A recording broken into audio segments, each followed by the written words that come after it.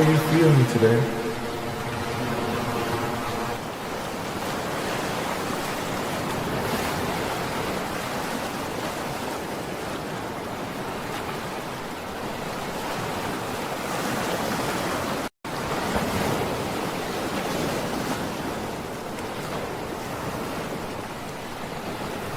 Do you feel fulfilled in life?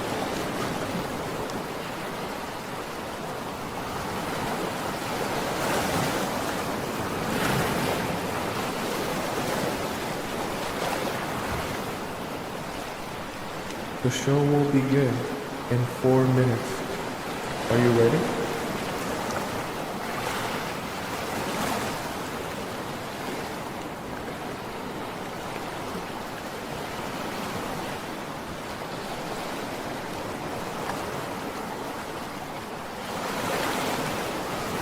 When was the last time you felt betrayed?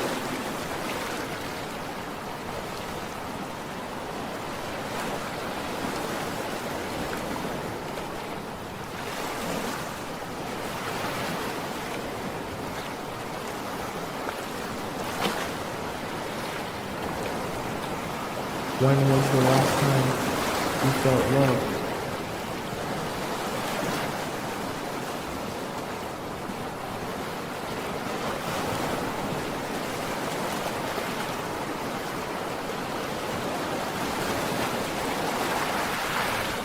The show will begin in 3 minutes. Are you ready?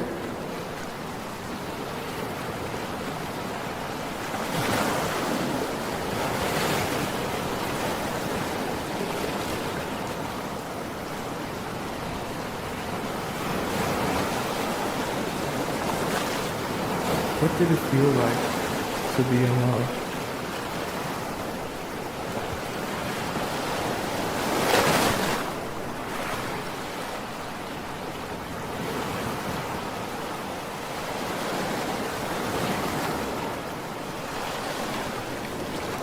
What is the most painful part of being in love?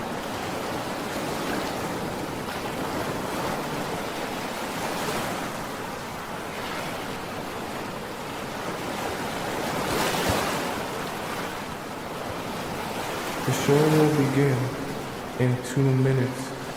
Are you ready?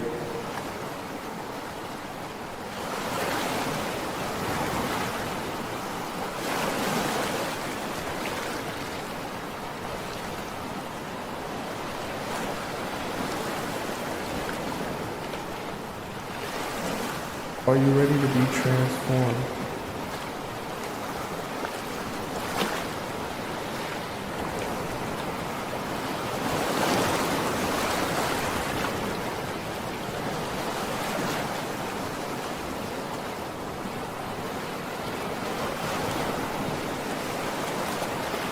Are you ready to make a change?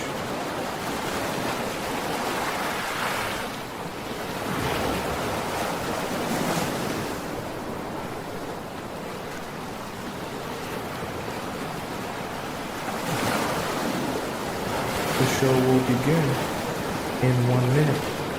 I hope you're ready.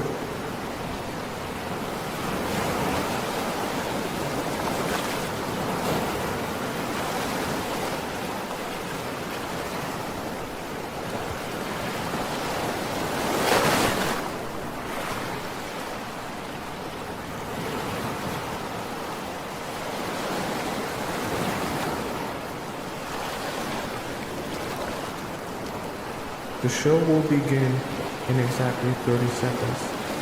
Get ready.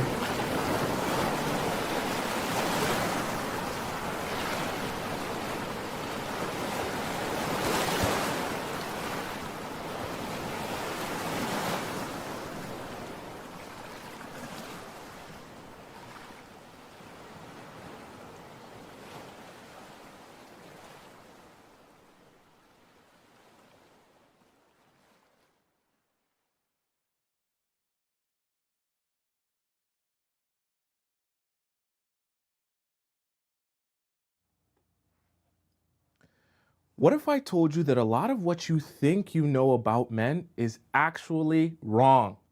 What if I also told you that if you choose not to ever understand these key elements about men, then your romantic relationships with them will suffer because of it? If that's not the position that you want to be in, then join me on today's show where we'll be discussing how to understand men. That way you can finally have some clarity as to why men are the way that they are. Welcome to the Players Club. If you're paying attention to me and everyone else in the live stream, please say here or present so that I know you're here present and actively participating. Welcome to the show. So how are you all doing here today? Okay, glad to see all of you beautiful people. I'm drinking early on in today's show because I don't know, I'm just having a thirsty type of day. Okay, how are you guys doing? Who we got up in the TikTok chat? We got Trina is here, Southern is here, Gina is here, Visas is here, Kiki is here, Lily is here, Virginia is here, Adorable is here, Tosh is here in our TikTok chat, and of course we have our three moderators, Sharice, SH, and Scotty. I see Sharice and Scotty. Is SH here? Just making sure. Okay, welcome all you beautiful people in the TikTok chat. Who we got over in the YouTube chat here today? I see we got Shadina. Okay, we have Sister Wanda here. Haida here, Mary is here, Lindsay, one of our amazing, is that Lindsay or Lindsay, one of our amazing channel members is here. Great Fortune Cookie, one of our amazing channel members is here. Okay, we have Tracy Niles, who was like first in the chat today, one of our amazing channel members here. Crystal S, one of our amazing channel members is here. Noel, who has a belated birthday from yesterday, is here. And shout out to Cashley, if Cashley's birthday was yesterday as well. Okay, so shout out to her. And of course we have shout out to Olga, one of our amazing channel members in the YouTube chat. And of course we have Missy America holding down our YouTube chat here and all of the chats, all right? Let's get started with today's topic. Now, I know how to understand men is a little bit broad, right? What are we really understanding about these men, okay? Now, today, obviously, we're always gonna try and focus on the relationship aspect of understanding men and things relating to men. So today, right, we're gonna be focusing on some key elements that I believe, let me just set this up here, that I believe a lot of you are getting confused about, guys, and I'm noticing patterns on, okay? I always like to apply everything that we talked about to things that are very relevant to all of you, and maybe some of you might be confused on. So, number one,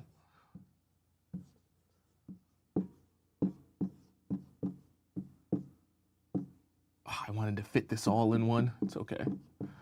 All right, number one here. Men don't know, okay? I'm going to give you a little bit of an analogy here so we can all be on the same page and understand what I mean by men don't know, all right? So let's start off with this little bit of an example, okay? So let's say you have a little cousin, right? You have an amazing baby cousin, one of your favorite cousins. And this little cousin has a little bit of an issue, right? This baby cousin of yours, they walk, right, 3 miles. Oops, let me write this nice. They walk themselves 3 miles to school every day, right? All the time. So 5 days a week, they're walking themselves to school, all right?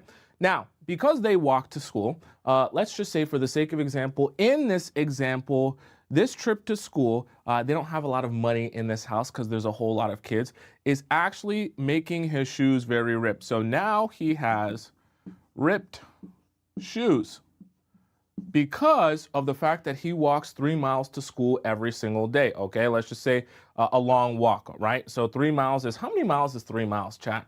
Tell me in the chat, how long is 3 miles? We'll make it 10 miles. Let's make it nice and even. I want to make it extreme so you guys can really get a sense of this, this here, okay? So we'll change it to 10 miles. Now, let's say he walks all of this distance. What's the kilometers, chat? Tell me, Siri, how many kilometers is 10 miles? Make sure I have this off for you. 16 kilometers for those of you on different sides of the world, okay? So he now has ripped shoes because he's trying to walk to school every day. So your cousin is asking for something very specific because it's Christmas time, right? And you want to gift him something for, you know, him as one of your favorite cousins. So your cousin is asking you he wants, let's say, so these are his gifts here. He wants you to get him we'll split this in half. He wants you to get him a PlayStation 5, right? Because he has in his mind that if you get him a PlayStation 5, right, he'll have so much fun. He'll have fun, right? He'll be way more happy. He'll be able to play with his friends.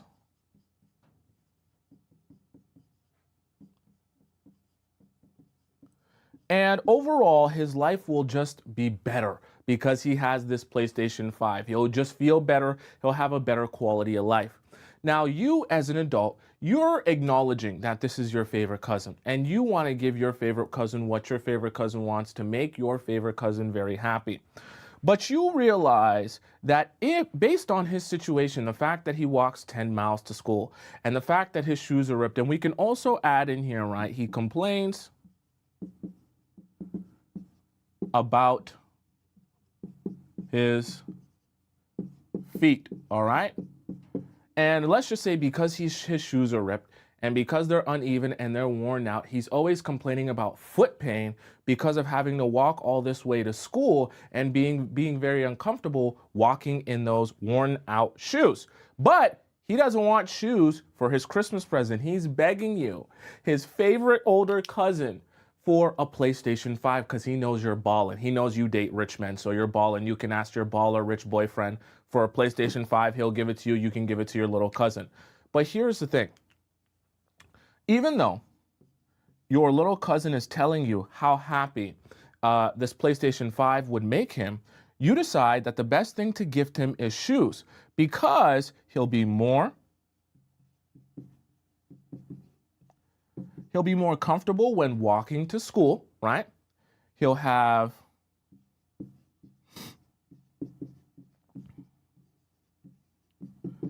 less foot pain, right? Because his shoes aren't worn out. And he'll also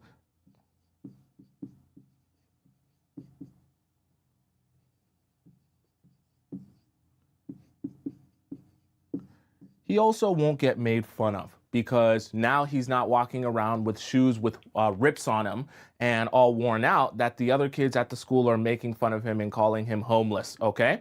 So you understand as an adult that this child, this little cousin of yours, while he might want a PlayStation 5, and he really has convinced himself that this PlayStation 5 will change his life, make his life so much better, make him so much happier, that this is exactly what he needs for his happiness.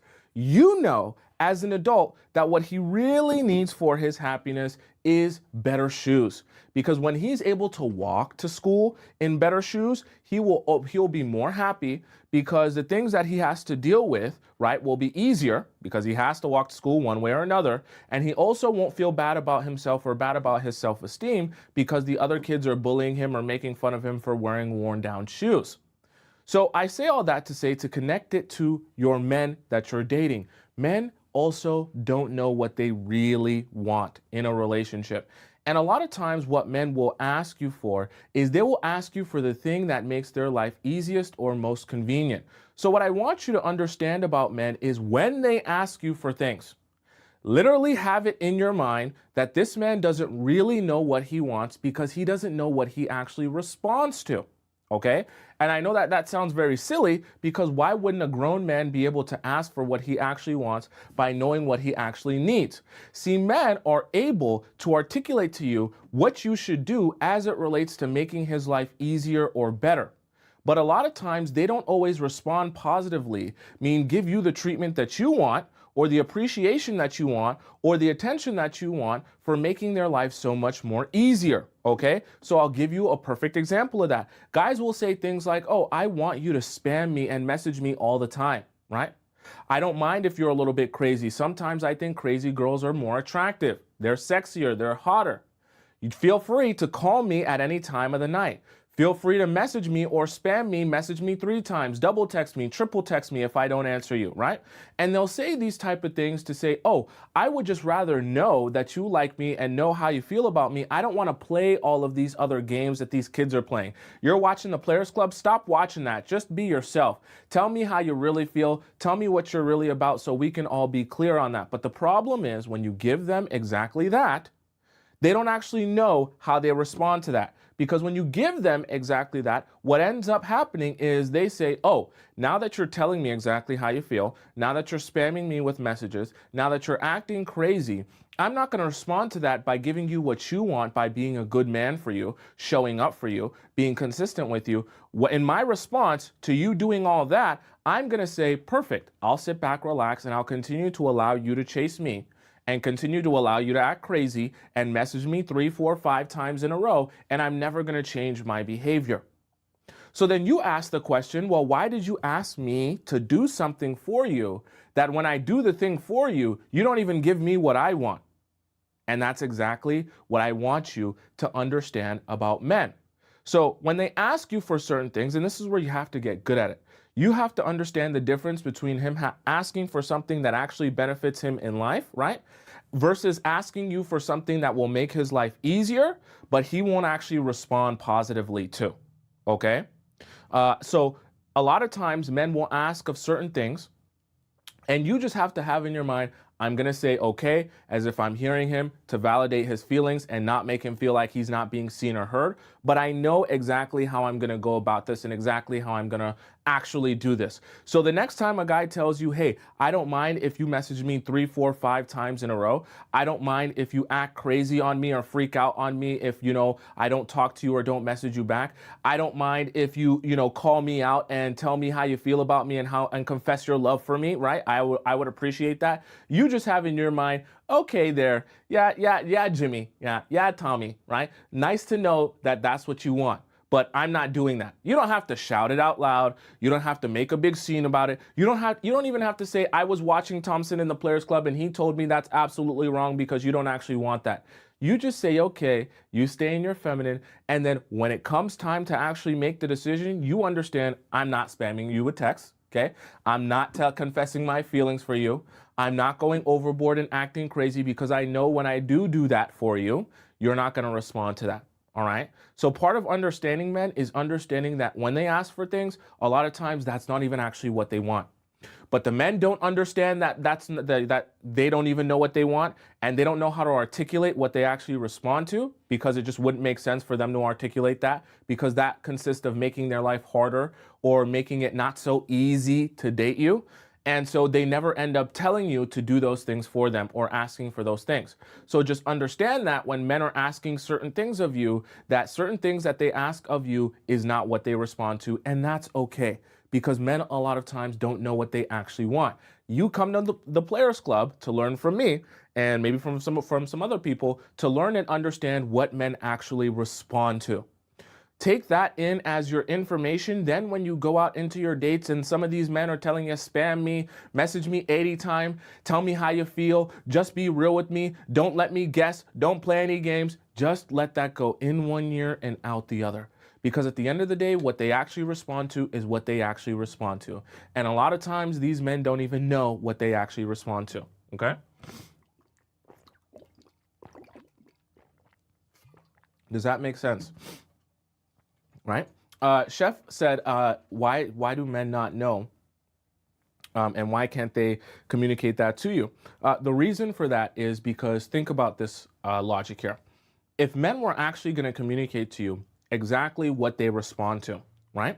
As it actually works. So for example, if he knows that the best way for me to be consistent with you and value our relationship is for you to not sleep with me on the first night, that would mean that he would come on a date with you. Imagine this, if a man was actually able to articulate these things. He would come on this date with you and he would tell you, don't offer yourself to me. Even if you want to sleep with me on the first night, don't do it, because I want to make sure I value you and value this relationship, right? So imagine if you came on the date ready to sleep with him on the first night. He's literally denying himself the ability to sleep with you, right? Which he obviously would want to, simply because he knows that's the best way to get longevity out of this relationship. So the reason I say that is because that's effectively making his life harder and more difficult by setting stipulations and boundaries and asking you to set boundaries and not do certain things for him, have some self-respect so that he can actually respect you, right? In a perfect world, people would be able to perfectly articulate that, but you also have to understand people and human beings are self-serving. So why would he come on this date with you and tell you all the ways that you should do things that, yes, would give the best response out of him, but would also make it a lot harder for him to extract things from you, right? He would literally be saying, make it so much more difficult for me to get anything from you. That wouldn't make a lot of sense, right? For him to say that from, his own volition. He would be giving you advice when you ask him of things that would make his life easier. Sleep with me on the first night. Just tell me exactly how you feel so I don't have to decode it. We don't have to play any games, right? Sleeping with me on the first night isn't even that bad. Then we get to know each other even better. And we get to really see what our vibe is if we're really vibing, okay? Those are the type of things men are going to be asking for because those are the type of things that make their life easier, make it more peaceful, have to do less work, and they get to extract more from you. So because men are self-serving, right, just like most human beings self-serving, they're going to come on this date and they're going to ask of you things that are self-serving, not things that actually help you in the relationship. So you just have to remember that when it comes to men. Does that make sense to all of you so far and why that's very important, okay? All right, let's hop into our point number 2 here, okay? Make sure we get this all off. I had a lot of writing. I like to do visuals more for you guys, but today was that first point was writing. All right, so point number 2 here. Now, this one is a little bit more of a visual, so I like this. And we kind of touched on this yesterday. So I thought it would be a great topic or point to bring up here. And we're going to have a little bit of fun with this one, all right? You guys know my drawing, not very good. So we're not even going to mess around here. But I want you guys paying attention for this point because I need your participation in order for this to work properly, okay? So I know you guys love you some designer. You know what I drew here? Tell me in the chat if you know what I drew here, okay? I hope you guys know. You should know. If my drawings are that bad, then that's a problem, all right? Does anyone know what I drew here in the chat? These are 2. We have number 1 over here of it, and we'll put number 2 over here of it, okay? Or we'll put the 2 up here, right? Anyone know in the chat what I just drew here? Chanel bag! Yes, it's a Chanel purse, chat. My drawing getting better, okay? So this little point here, I need you all to participate because this is very, very important, right? We need to come to an understanding about this. Obviously, point number 2 is attention, okay? We have Chanel bags here, but we're going somewhere very important, so I need you paying attention. So in scenario number 1, okay, I'm going to give you an option to buy each one of these Chanel bags. You can only have one of the Chanel bags though. So I'm gonna specify the things that have to go on, the stipulations in each option here, so you know what your options are, and then you're gonna choose at the end, all right? So in option number 1, okay, this Chanel bag is a price stat. We're gonna put down here $50, right? So this Chanel bag in total with taxes and everything, you're only gonna pay $50 for it, right? Now, I'll be honest with you, part of the reason that I'm charging you only $50 for the Chanel bag is because it's fake, okay? I'll just be super real with you. And, the stitching is off, okay? Let's say the bag quality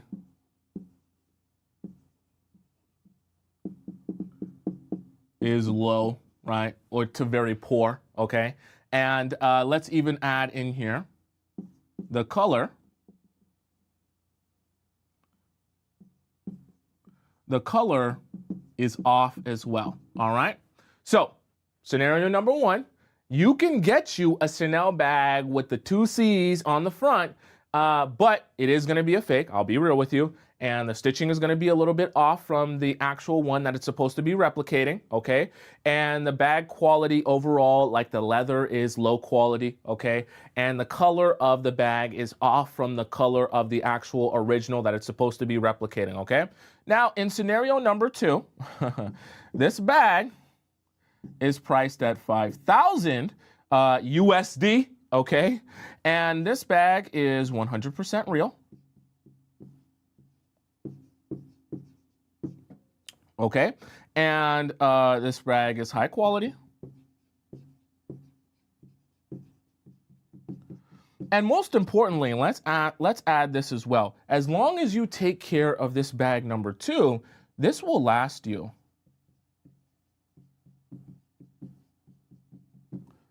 a lifetime. And let's even add the caveat here as well in scenario number 1, that this bag, because it's cheap, because it's fake, right? This bag might last you, let's say, 2 weeks. Because if you get it in the rain, things might start happening. It might start shrinking, and you know, it's not going to be good, okay? And so this bag can fall apart very easily. Now, this is where your participation comes in.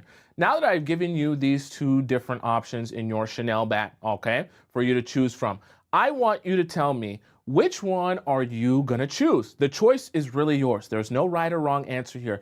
I need all of you to participate and tell me, which one of these Chanel bags and these options are you gonna choose? Are you gonna choose option number 1, the $50 fake Chanel bag that has the stitching off, the bad low quality, you know, it'll probably only last you 2 weeks, but you will only pay $50 for this fake Chanel bag? Or are you going to choose option number 2, where you pay $5,000 for the Chanel bag?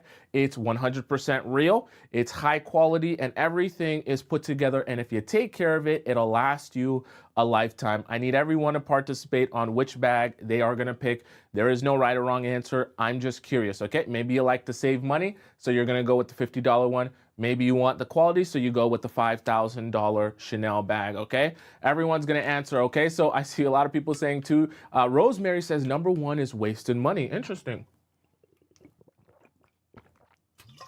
Great Fortune Cookie says neither. Okay, interesting. Cecilia says can't afford it, but I wouldn't purchase number 1, that's for sure. Okay, very interesting. Crystal says number 2, if I'm paying for it. Okay, very interesting. Nicole says, I only want something genuine. The real thing, number 1, is like a one-night stand. All right, so I see a lot of people wanting bag number 2. Now, the reason I ask this is very important because I want to connect this to something that a lot of you get confused when it comes to men, that I want us to all be at an understanding of. Attention from men can come in 2 forms. It can come in a form that is low quality, right? And very short-lived, or it can come in a form that is high quality and last a lifetime. What happens though is when you're dating men, or even when you're just observing men, and the attention that they'll give to different types of women, you start to become confused because you're thinking to yourself, well, he's giving attention to the type of woman he says he doesn't want, or doesn't want a wife, or doesn't want to be in a relationship with. But he seems to be able to like their pictures. He wants to hang out with them. He likes to sleep with them. Why is he giving all of this attention to the women he says he would never in a million years be in a relationship with? Well, it's because there's 2 different types of attention, right? Similar to this example where you have 2 different types of Chanel bag that serve totally different purposes, right? Because the reason you buy this Chanel bag right here is totally different from the reason you buy this Chanel bag, even though they're both Chanel bags. If I'm in a position where I want to choose this Chanel bag, it's probably because my budget is tight, okay? I want to look rich for whatever reason, whether it be my self-esteem or whatever, right? I understand that the quality is going to be low and the color is going to be off, but I don't care because I just want something that looks like a Chanel bag that can make me look rich, but I don't want to spend a lot of money, right? Vice versa, if I'm in a position where I'm buying this $5,000 Chanel bag, it's because I want high quality, right? I want the real thing, and I want something that's going to last me a lifetime, so I invest my money in something that will last me a lifetime. The reason I bring that up is because these are 2 different mental states. These are two different states of being when you're purchasing these two different types of Chanel bags. It's the same thing when it comes to men and their attention. Giving low quality attention to women who are just on Instagram, who are doing whatever with their lives, nothing against that, right? Is very different from giving attention to a woman that you actually want to invest in and be with for a lifetime, okay? And what I want you to rid yourself of is the anxiety that you feel that maybe you have to be more like other types of women in order to get men's attention. Because the reality of it is, when you start to change or adjust yourself to be like the girls who seem to get a lot of low quality attention, right? You'll receive that same low quality attention, but that attention will be very short lived. Okay? Meaning that after they give you that little bit of attention and maybe they can sleep with you or maybe they don't, afterwards they ghost you or they disappear and they don't really want anything to do with you outside of giving you some attention to maybe get something out of you. And you'll find yourself very miserable because, yes, you might get attention from a lot of men a lot of the time, but a lot of that attention is short-lived. It comes and it goes just as fast. So what you want to start focusing on in understanding men is not concerning yourself with receiving a whole lot of low quality attention from men who aren't going to actually be investing in you, right? And what you want to focus on is aligning yourself in a place and in a position where the type of attention you receive from men is high quality and lasts a whole longer. Because with that, you can have a whole lot more happiness. You can feel a whole lot more fulfilled in your relationship and in your life and about yourself. Okay? Does that make sense? Someone said like cooking with Kaya. You're funny. You're funny. I actually seen that. That's like a whole viral thing, right? Cooking with Kaya. We should come up with something like that for our show, right? Does that make sense? Teaching with Tommy. Cooking with Kaya. Cooking with Kaya. Anyways, so does that make sense to you guys? Because low quality attention and high quality attention can be something very confusing, because when you're thinking about attention, sometimes it can all look the same and feel the same, right? Lebanese Princess says, what are the biggest signs? What are the biggest signs of low quality attention? Low quality attention, for example, is a guy hitting you up and replying to your story to put hard eyes on your story when you post yourself in an outfit, right? Or you post whatever you post, okay? And he's putting hard eyes there, right? That's low quality attention.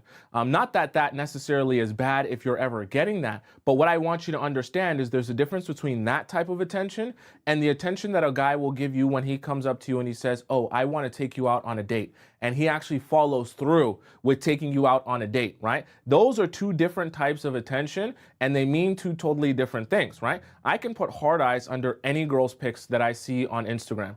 That doesn't necessarily mean that I'm trying to actually date her, be in a relationship with her, and get to know her.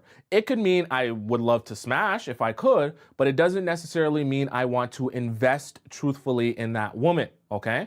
And vice versa, if I'm going up to a woman and I'm asking to take her out on a date and I'm actually intending to pay for this date and wine and dine her, then that type of attention is totally different, because the thing that I want out of that situation, right, when taking that action is totally different than the thing that I want when I put hard eyes under a random girl's pictures or in a random girl's DMs, right?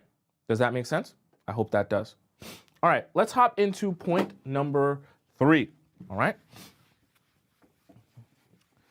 Okay, because I see that I had to bring up attention. I see that attention can get confused a lot. And I see that it makes a lot of you anxious because obviously, you know, attention is currency, and I'm not going to fault you because you like to get a little bit of attention from the men too as well. Okay, we're all human beings. We like attention. And sometimes that can get you doing things that aren't in line with what you actually want because you want some of that attention as well, okay? Let's hop into number 3, okay? Number 3 also requires a little bit of participation. So I want all of you to participate with me on this one, because we're gonna have some fun with this today, okay? So in this here, right, we're gonna have, so you're at home, all right? We'll put you here inside your beautiful, beautiful house, okay? So your house is here, on a beautiful street. You live in a mansion. Okay, so you're here. We're gonna put you, guys know I can't draw. So today you have long, beautiful flowing hair. You have huge eyes and a huge mouth. Yeah, huge mouth. And here's her triangle body. And you're at home, sitting at home, just chilling. Okay, so this is you. Now, we're gonna put me in this scenario, okay? We're gonna have a little bit of fun here. I need you to participate though, so please pay attention.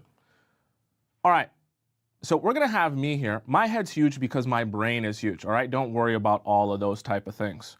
And we're gonna draw my, oops, my arms don't look like that. We're gonna draw my body here. And I'm coming to your house, okay? I'm over here on my way to your house. And I'm about to, I'm so much bigger than the door. It's okay, I'm tall in real life. All right, so I'm coming to your house today and I'm coming to visit you, okay? But let's imagine in this scenario here that you don't actually know me and you're not expecting me, okay? So I'm on my way to your house and I'm going here, right? And I'm coming unexpected. So I ring your doorbell, right? And when I ring your doorbell, you come through, right? You're wearing some booty shorts or something. You've just been laying around watching Netflix. And you open this door for me, a large black man, which you probably shouldn't be doing for large black strangers. And you actually don't know me in this scenario. And now that you open the door, the first thing that I say, right, is, who are you? And you say, oh, what? I say, who are you? What's your name? Where are you from? What's your last name? What's your SIN number? And you're going, you're at my house. Why are you asking me what my name is? And I say, no, man. What I need from you right now, I need you to fill out this form. And I bring out some random form. And I say, please, fill this out. Give me your information. I need to understand why you're here, who you are, what your phone number is, and I need to know everything about you. Tell me in the chat, are you gonna say, hold on, let me grab a pen, come inside and sit down? Or are you gonna close the door in my face? Tell me which one you're gonna do, okay? Tell me how you're gonna respond to this situation here after me coming to your house and asking you who you are, okay? Tell me in the chat, I wanna know, I need your participation. Okay, this is very important. I need to know how you respond. Someone said I'm calling my dad. I'm closing the door, right? Say you're crazy and close the door. Someone said, I mean you're cute, so I might.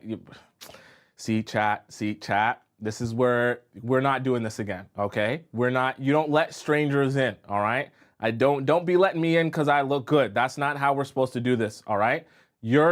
Act responsibly, okay? As a responsible adult, how are you going to react, okay? Not in no nasty, we're not in a Wattpad fantasy, okay? Someone said, send my dog at him. No, thank you, close the door. Someone said, why am I even opening the door, okay? Missy America says, I wouldn't answer. Grab my twin Rottweilers, that'd be scary, okay?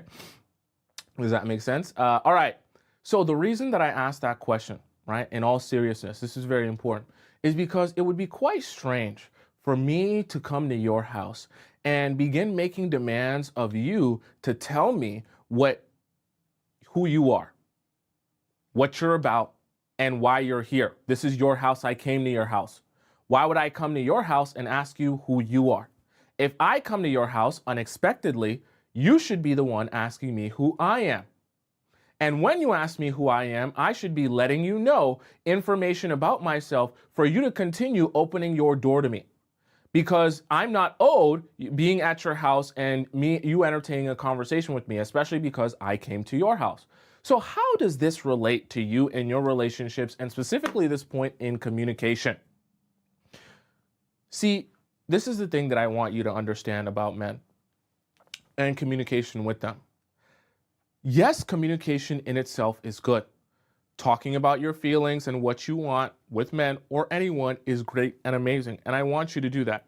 However, what I want you to understand about men and communication with them is that the best way to communicate with men and actually tell them what you want and have them absorb that and actually make changes towards finding solutions and making the situation better, is to allow those men to first come to you and ask you what's wrong, to be trying to fix the situation, to be trying to apologize to you, to be trying to make things better. And in the process of them trying to find a solution to make things better, then you let them know what your needs are, what your expectations are, what needs to change. The reason I say that is because the mistake that happens a lot of times in your communication with men is that before he even asks you what you need, asks you if you're upset, wants to make things better, you're already telling him what he's doing wrong, why he's doing it wrong, and what he needs to do to make a solution here. The problem is, though, that when you start doing that, without him ever having the intention of providing a solution or making things better, he immediately begins to defend himself. He immediately begins to gaslight you, or tell you why you're wrong, or tell you why you shouldn't have taken it that way, or tell you why you're confused. But now you're frustrated because you're communicating your feelings, like people say, communication, but because he hasn't come to you with the desire to actually find a solution, the first thing he wants to do is tell you how you're wrong for feeling the way that you feel. Now there's not a lot of communicating going on because both of you are just talking at each other. What I want you to start doing when you get good with men and good with communicating with them is understanding that your first step in getting a man to actually absorb your needs and what you want and what you need in a situation is to withdraw from him and allow that withdrawal to make him start to think to himself, something must be wrong. Something must be off. I should approach her to try to get an understanding of what her needs are, what is going on, why she has withdrawn from me. Then when he approaches you, that's like your boombox moment. You know, in those teen dramas where the man will have a boombox sitting outside of her window, then he'll throw rocks at the window, and then the girl will come to the balcony, and then he'll be playing her favorite love song on the boombox, and he'll be saying, I'm so sorry. I want to make this better. I want us to be together again. And then by the time she lets him in after that boombox moment, all of a sudden, anything she says that she needs, he's ready to make a drastic change. Because that's just how men work. I don't make the rules. I can explain them to you. When you allow them to come to their own decision of saying, oh, I sense something is wrong and I want to make it better, by the time they come with that mindset and you let them know how you feel about something, what your perspective is, or what you felt went wrong, he is so much more of a sponge to be able to soak in your feelings, understand them, be aware of them, and actually take action upon them. Because he first made his own choice that I want to understand her. I want to find a solution. I want to make this better. I know it sounds super silly, super dumb, super childish to have to do with grown men, but like I said, I don't make the rules, but I can explain them to you and why you end up being so frustrated talking to men and trying to communicate your feelings with them when they seem to be unresponsive to that. So the reason that I kind of gave this visual and analogy here is because it's the same concept. If I come to your house and I show up in front of your house, the expectation is that I'm coming to your house, I should be the one providing you with answers, right? You don't owe me answers when I come to your house. So it's the same thing that you kind of want to imagine in your relationships, right? In order for you to properly do this correctly, you have to let men come to you. Because the moment they come to you, there's a certain level of expectation of how things should work here and what the order of operations are. If I come to your house, the expectation is that you should be the one providing me with answers of why you're at my house. So by virtue, if you come to my house, I'm expecting you to have information, right, that I need or want or desire, and you're expected to have that information ready for me. The same way, when the men approach you because they want to solve things, because they want to make this better, right? The expectation is that you will ask me because you want to understand what's going on with me and understand my feelings. When I communicate those feelings to you, rather than gaslight me, rather than tell me I'm not wrong, you'll be in a position where you're more willing to absorb that and act on that because you've already come to me, right? because you want to understand me and you want to make this situation better. Because if you didn't want to make the situation better, then why come to me in the first place? So you kind of set the stage for there to actually be action, or there to actually be understanding, or actually be a solution, because by virtue of them coming to you, they are already open to the idea of coming to an understanding, right? Versus you telling them why they're wrong, or why they need to fix this, or why they need to fix that, and they've never even come to you to ask you to fix anything, or ask you for an adjustment, or ask you for an understanding. Now, I know the really unsettling part of this reality is that you might say, well, Tomisin, if I don't tell him what he did wrong, if I don't explain to him why I'm upset, if I don't talk about my feelings, he's never going to ask, right? If I withdraw for 10 years, he just will never message me. He'll never call me. He'll never try to make this work. He'll never try to come up with a solution. Bingo. Now you know you're not in the right relationship. Okay? Perfect. Because that's exactly what's not supposed to happen if you're in a healthy relationship.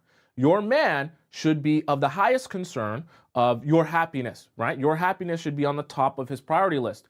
So if he's noticing that you're withdrawing from him, and men notice that, okay, they actually understand that, right? And they know that something's wrong if you're doing that, and he chooses not to do anything, it's because he doesn't care, okay? And it doesn't matter to him what your happiness is, because you don't truly matter to him. Okay, which is exactly why he responds that way. So when you say to yourself, oh, I withdrew from him, or I took, some space from him, knowing that he needs to come to me and actually ask me what's wrong and actually be curious enough to find a solution, right? And he never does that. He never reaches out. He never bothers to ask you what's going on, and he just goes about his business as if you don't exist. Well, perfect. Now you know you've been the one carrying this relationship. And the only reason you were here up until this point is because you were doing all of the work, right? All of the emotional work, so to speak, in the relationship of carrying your emotions and his emotions and trying to figure things out on a constant basis, even though he never had the intention of figuring anything out, right? Does that make sense? Right? Chantel says, how about him engaging without addressing the situation? Perfect. I love that, because we've talked about that in previous shows. When guys attempt to engage with you without addressing the thing that is clearly an issue, you continue to ignore them, right? Because men aren't children, right? They're a little bit emotionally stunted, but they understand it.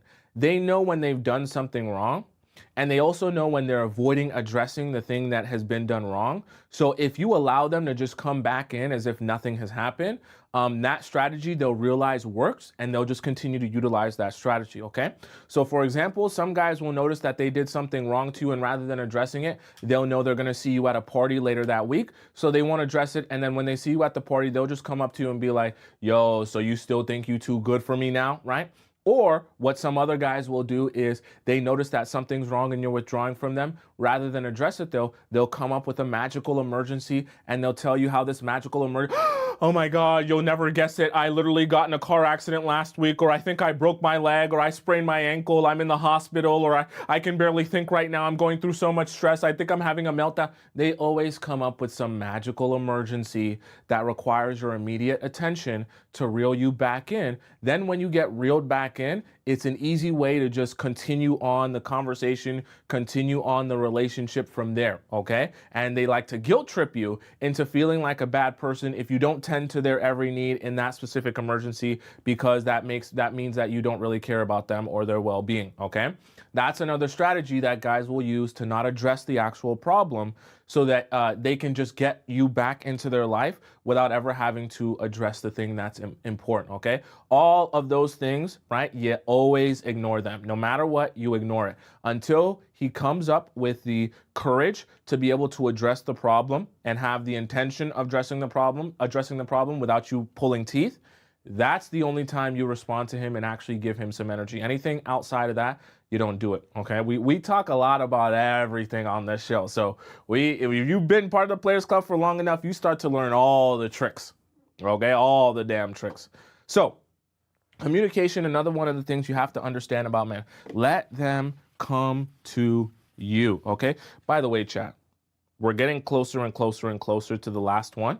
And by the time we get to number 5, I want to make sure all the 20 under people are gone from the chat. All right. So for those of you who are under 20, this point number 4 is your last point. Okay. After that, you're going to have to exit the chat. This ain't for you no more, because the last point is going to be our 20+ point that I want them to understand about men.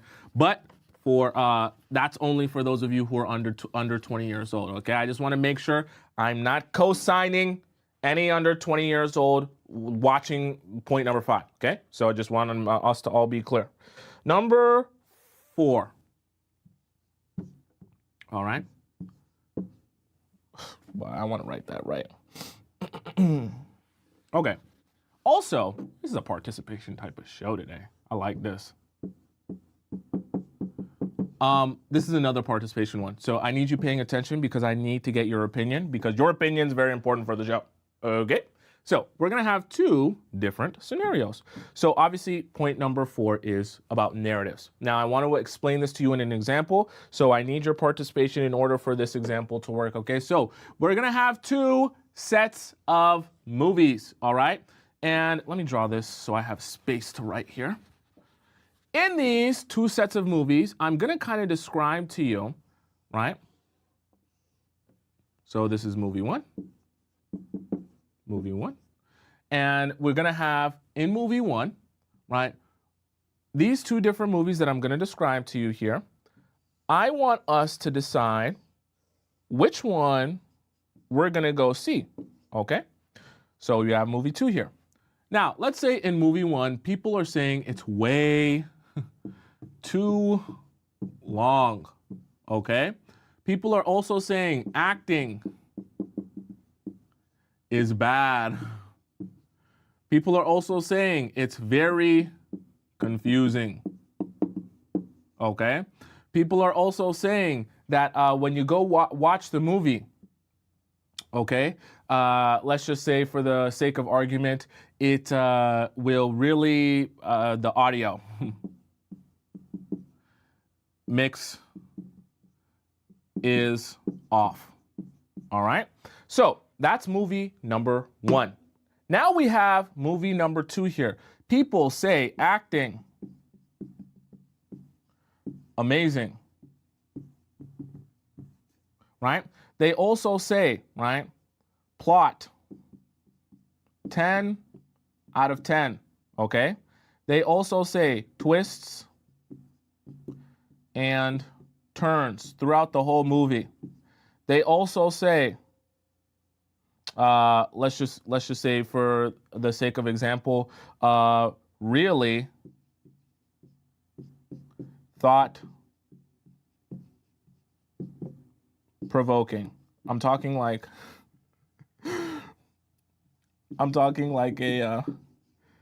a film critic, because you know, I like film. So these are all the things that they say, okay, right? We can also add dialogue amazing, all that good stuff, right? They also say the only gripe that they have about it, they wish it was longer. Wish it was longer because it was so good. Okay. Now, you got movie number 1 and you got movie number 2. And let's say you are a very busy girl, you're a boss woman, you got lots of stuff to do, lots of places to be, lots of people to spend time with, so you only have enough time in your weekend to watch one of these 2 movies. Now let me know in the chat, and like I said, once again, there is no right or wrong answer. Which movie are you most likely going to see? Movie number 1, with the bad acting, that's way too long, confusing, the audio mix is off.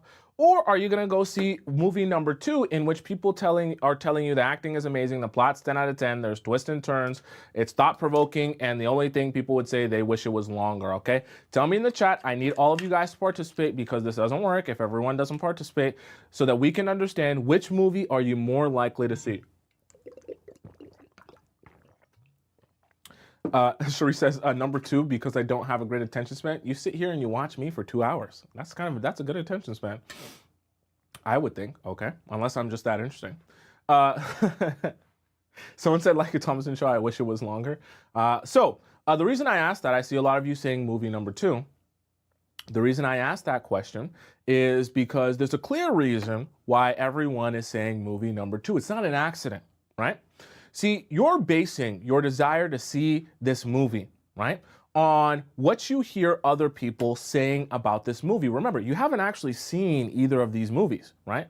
And let's just say, for the sake of example, in this example, you haven't even seen a trailer. You're basing the action you're going to take and the movie you're going to choose off the narrative that you have that one movie is a lot better than the other. So the reason that I bring this up is because of how important narratives can become in your life and in your relationships, especially your relationships with men. Remember, you are a woman in your feminine. And so because you're a woman in your feminine, men must come to you. Men must approach you. At least I hope. I hope you're not out here asking men for their number. Men are going to approach you. Men are going to ask you for your number. Men are going to ask you out on dates. Men are going to want to get to know you because you're so amazing. Okay? But you must remember that men only do that. They only take action on approaching you and trying to get to know you based on the narratives that they build in their own mind about you. Because if they believe that you're desirable based on what they see from you and based on the conversation that they have with you, they take action on that narrative and that belief by asking you out on more dates, by taking you out more, by being more consistent with you. Vice versa, if they begin to build a narrative in your mind that you're like movie number one, where you're valueless, right? You have no one wants to spend time with you or hang out with you. All the guys treat you like trash, right? You live a boring and uninteresting life. You're not very attractive or desirable, right?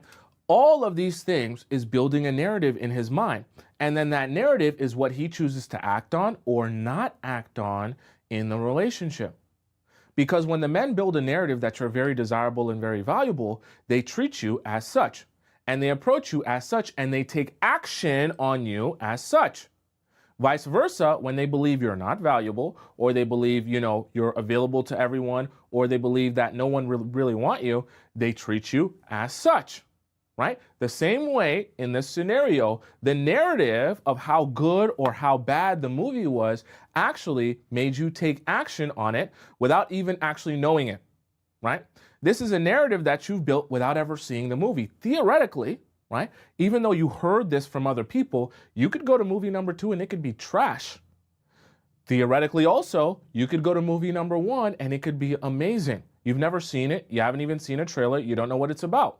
You're going in blind, but you're going in with the narrative that one is better than the other.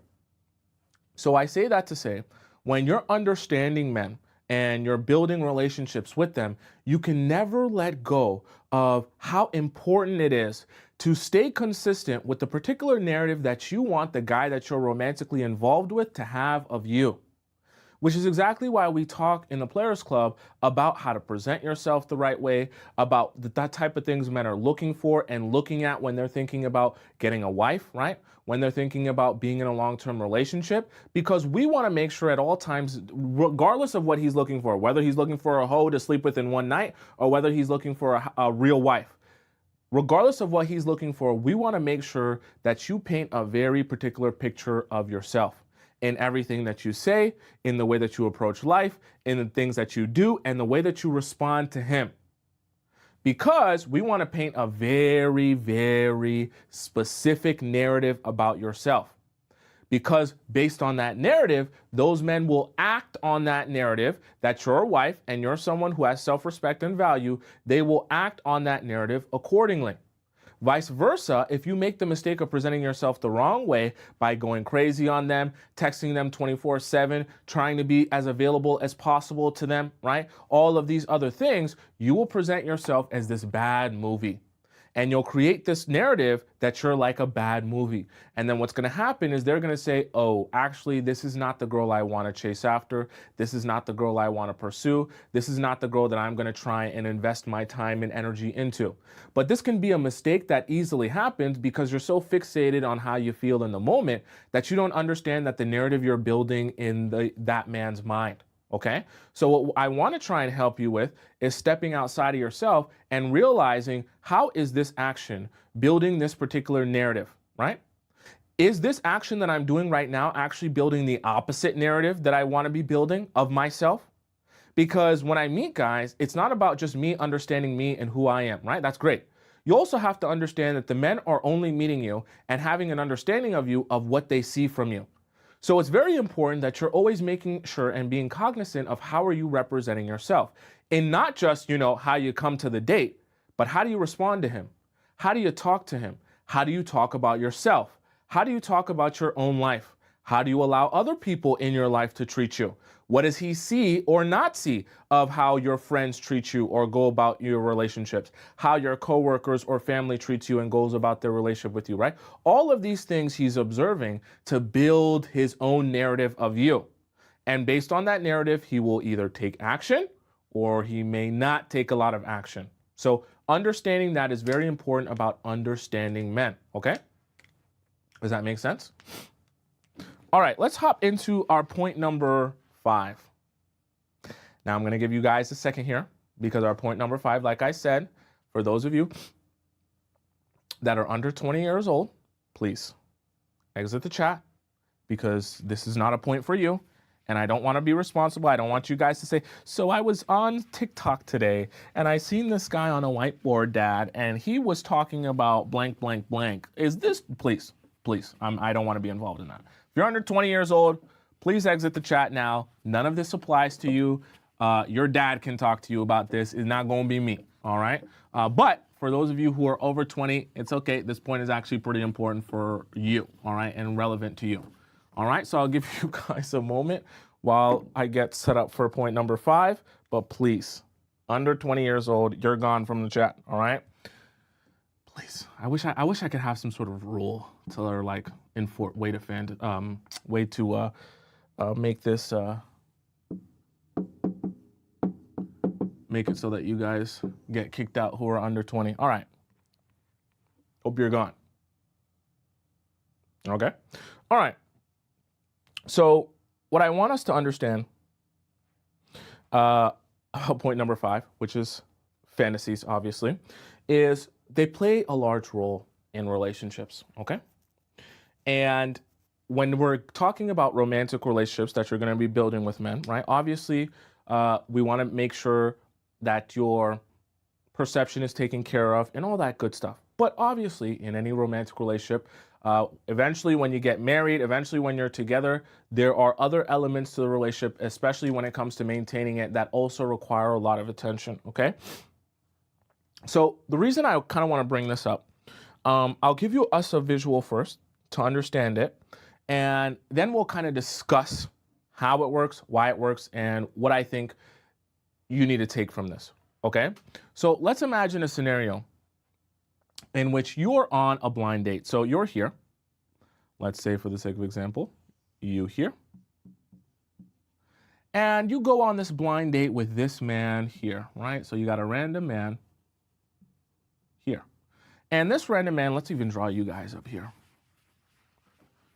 so that it makes a lot more sense. You up here. And man, he over here. So you guys are on a blind date.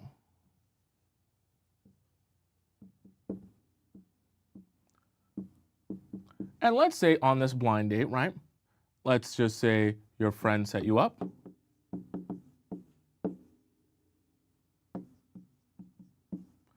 And your friend gave you no details. And your friend also just basically no information. We'll say no details and no information, just dropped you off.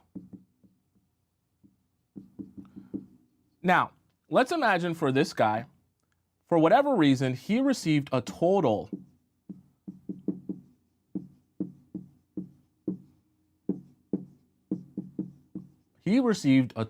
background on you, okay? And he also was able to talk to, let's say, to your best friend. We'll just say BFF, right? And he had a convo with your mom. So let's imagine that this man that you're on a blind date with has a whole lot of very relevant, very current, very truthful information about you. Not so much of a blind date, is it? So when you go on this blind date, let's imagine that because he has all of this amazing information, he does exactly all of the amazing things that you've been wanting a man to do. He pulls your chair out in a way that no man would have ever done for you before, because you've never had a guy actually be that caring and thoughtful. On the date, he brings you, let's just say for the sake of example, you like pink roses instead of red roses, and he brings pink roses for you. It's laying on the table before you guys even sit down, okay? A man's never even gotten you roses before, let alone the exact pink roses that you really love. You also love a man who will wear, let's just say for the sake of example, a red blazer. And today he comes on this date wearing a red blazer. And you're like, oh my God, this is literally, he's dressed exactly like the guy I've always wanted, okay? He's got the same haircut. Let's say he's got waves, right? And he's got nice straight teeth, all that good stuff, right? And he starts talking to you, and let's say you're a big family person, and the first thing he talks about is how important family is to him. And you're like, oh my God, you are exactly who I've been looking for, but you don't even realize it. And then you start thinking to yourself, damn, I'll be honest with you, yeah, a lot of what you're saying I agree with, and I've never met anyone like you. And he's just like, you know what, that's just me. It's just who I am. It's just the type of guy I've always been, right? I just wanted to make sure you get treated right. And so you start to think to yourself, oh my gosh, this guy is the perfect guy for me. And he doesn't even realize how perfect he is for me. But you don't know that the reason he's so perfect for you is because of all the information he has on you to make it perfect for you and play a role for you. Now let's connect this back to your relationships and why this point is about fantasies. Understanding men is about understanding sex, okay? You can say it. I hope the under 20 years olds are gone. Sex is not just the act of him jackrabbiting himself inside of you. See, yes, what we're trying to accomplish is for him to value you as we withhold sex throughout the course of you guys getting to know each other and growing with each other. But I don't want you to neglect that part of the relationship simply because that's not going to be present at this very moment. What I want you to be doing in as well with understanding more about him and his needs and who he is as a person, I also want you to be understanding what are his fantasies. What is he into? What is he really like, right? What are the things that he probably wouldn't go on a first date and just blurt out that he loves, okay?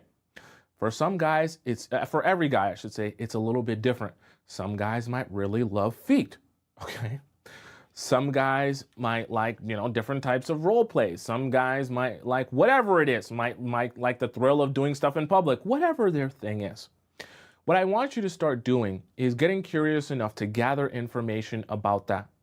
Because what you're going to do, if you really want to rock a guy's world and you want him to, for you to have him by the palm of your hand, in the palm of your hand, I should say, what you want to do is you want to be building up your understanding of what these fantasies are and the role that he wants a woman to play in his sexual fantasy.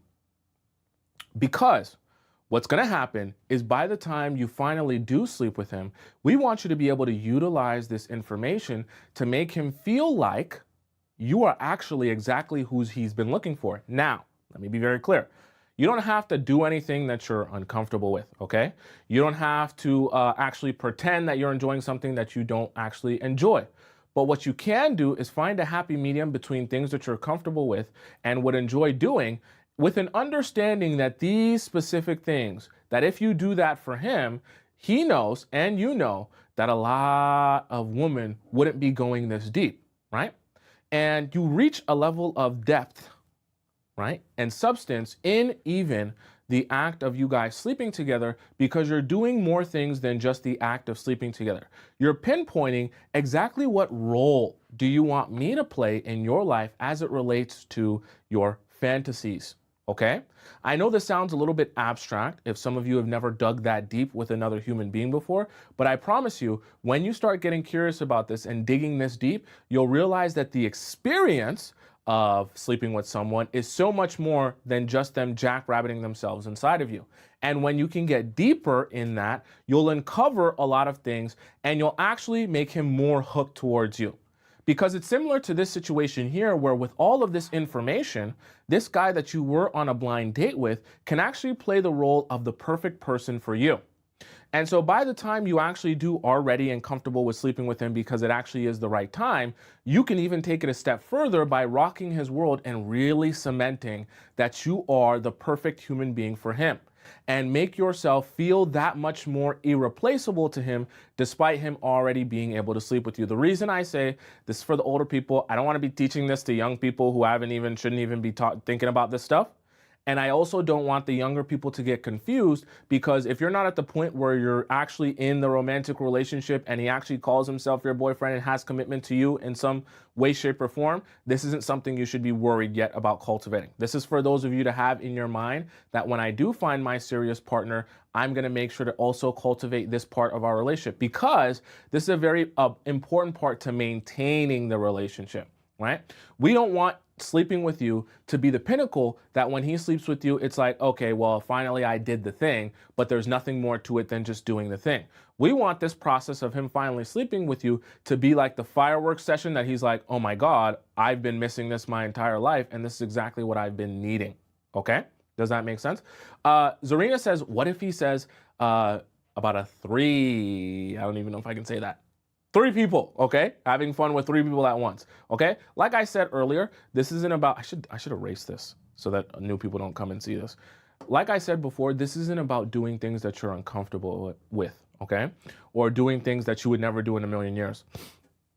As you gather the information, you're not just gathering information, hey, what's one thing you want to do one time? Oh, I want to have a 3 session. Okay, you're gathering information about, like, overall, what do you fantasize about? What do you enjoy?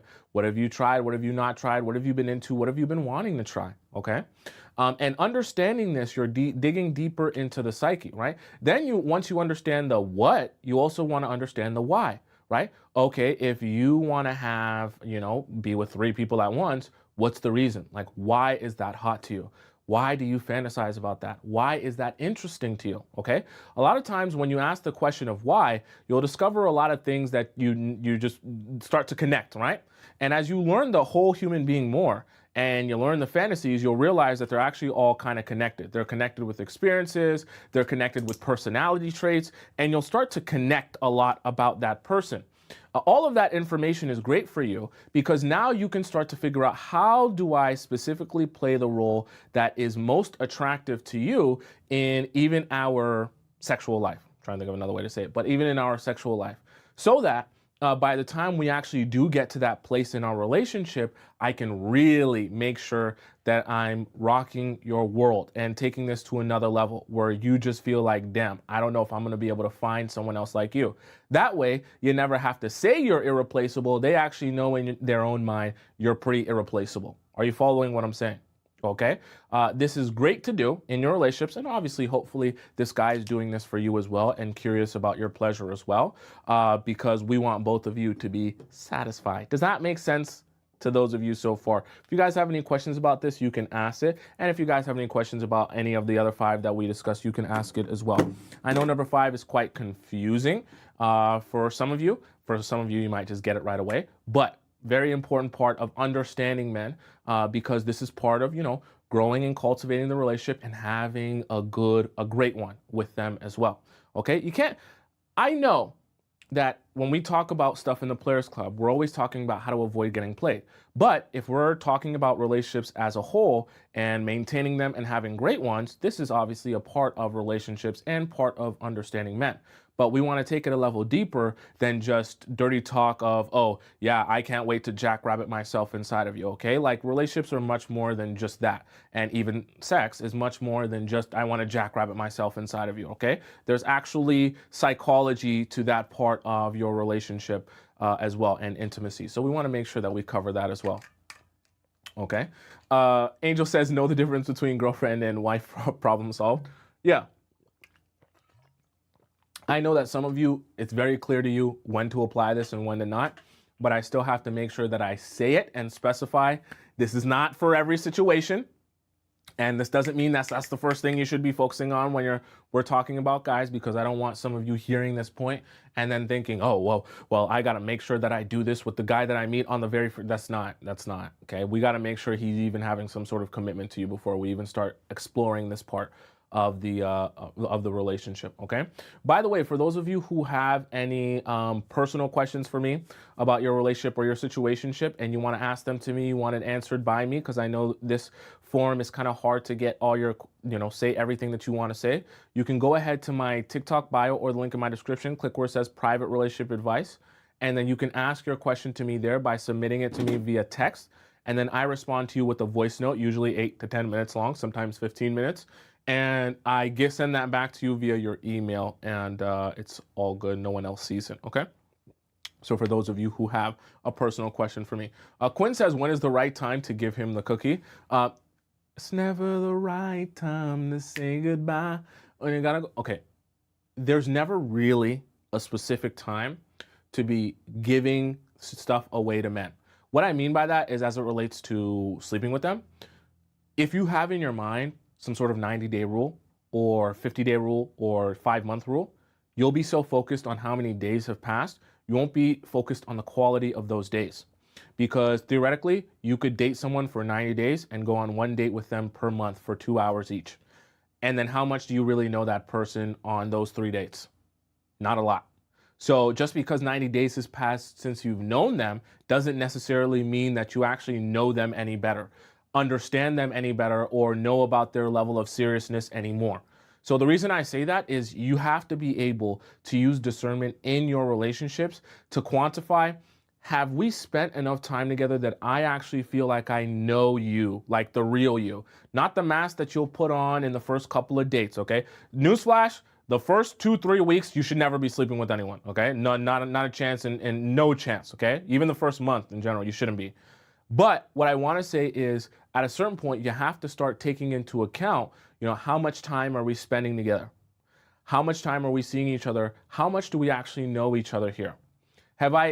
Here's another thing that I want you thinking about. Have you met the friends yet? Have you seen how he interacts with his friends? Because when he has you in isolation, he can really present to you a very particular side of himself that might be enticing or attractive to you. But then when you meet him around his friends, you see a totally different side of him. That's important because that's information that you need to make a decision on the person you're going to actually give your body and soul and spirit to. As well, you also want to meet things like family, right? You also want to meet, see him in different places. Maybe get a chance to go to a work party and see him around coworkers. Get a chance to see him interact with other people other than just you. Because some of you might be surprised when you see him interact with other people other than just you, you'll start to see other sides of him that you never were able to see by just going on dinner dates with him. That context and that information may or may not change how you feel about him or what you see from him. And that new information is always good.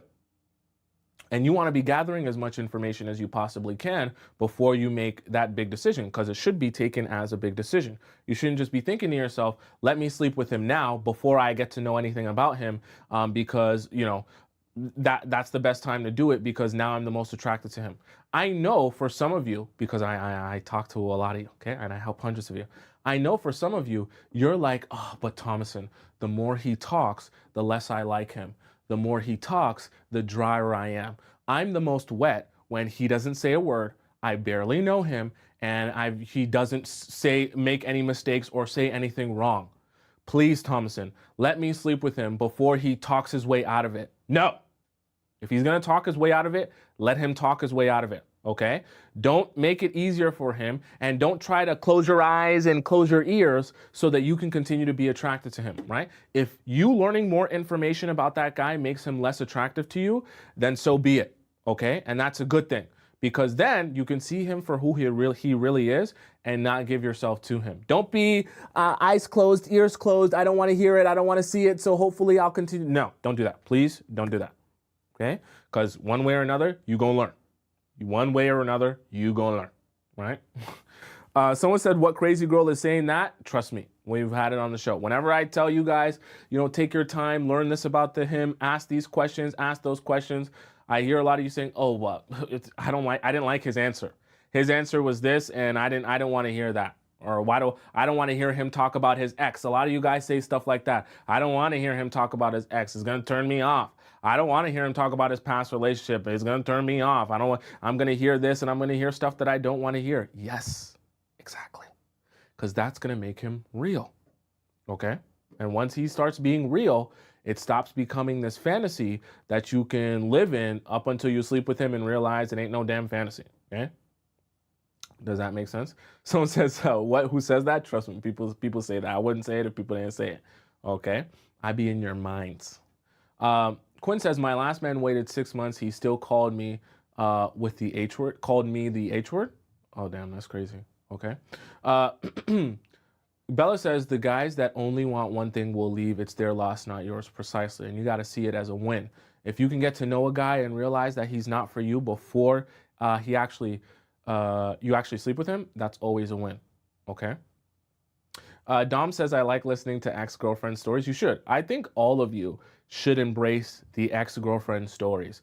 I think that should be one of the main points of conversation for a lot of you on dates, because those ex-girlfriend stories will give you so much context, will give you so many clues, will hint you into so many patterns before you ever have to experience them. That should be your favorite topic, all of the ex-girlfriend. I'm talking about the ones from high school up until the ones now, right? The most recent one and the one before that and the one before that. That should be your favorite topic. You should eat meals listening to him yap about ex-girlfriends all day long, because that is when you get the most and the juiciest pieces of information. And if you get really good at getting guys to talk and spill the beans, you'll actually make him feel like you're on his side, and then he'll start telling you things that he may have not even told the ex, right? If you can get really good at asking questions and encouraging men to spill more, they'll start feeling like, "Oh, by the way, when I was at the club, she didn't even know this, but when I was at the club that one day, I actually made out with a girl, but she didn't even know." And you just be like, "Oh my God, you're so crazy. You love having fun, don't you? Yeah, by the way, that same girl, I took her, I went home with her and I slept with her. Oh, you a wild boy. I can't believe you." And you just have in your mind, "Oh, I'm never going to speak to you again. Oh yeah, this is the last date I'm ever going to go on." But you don't say that. Just let him keep spilling. It's good. It's great. Okay, it's great for you.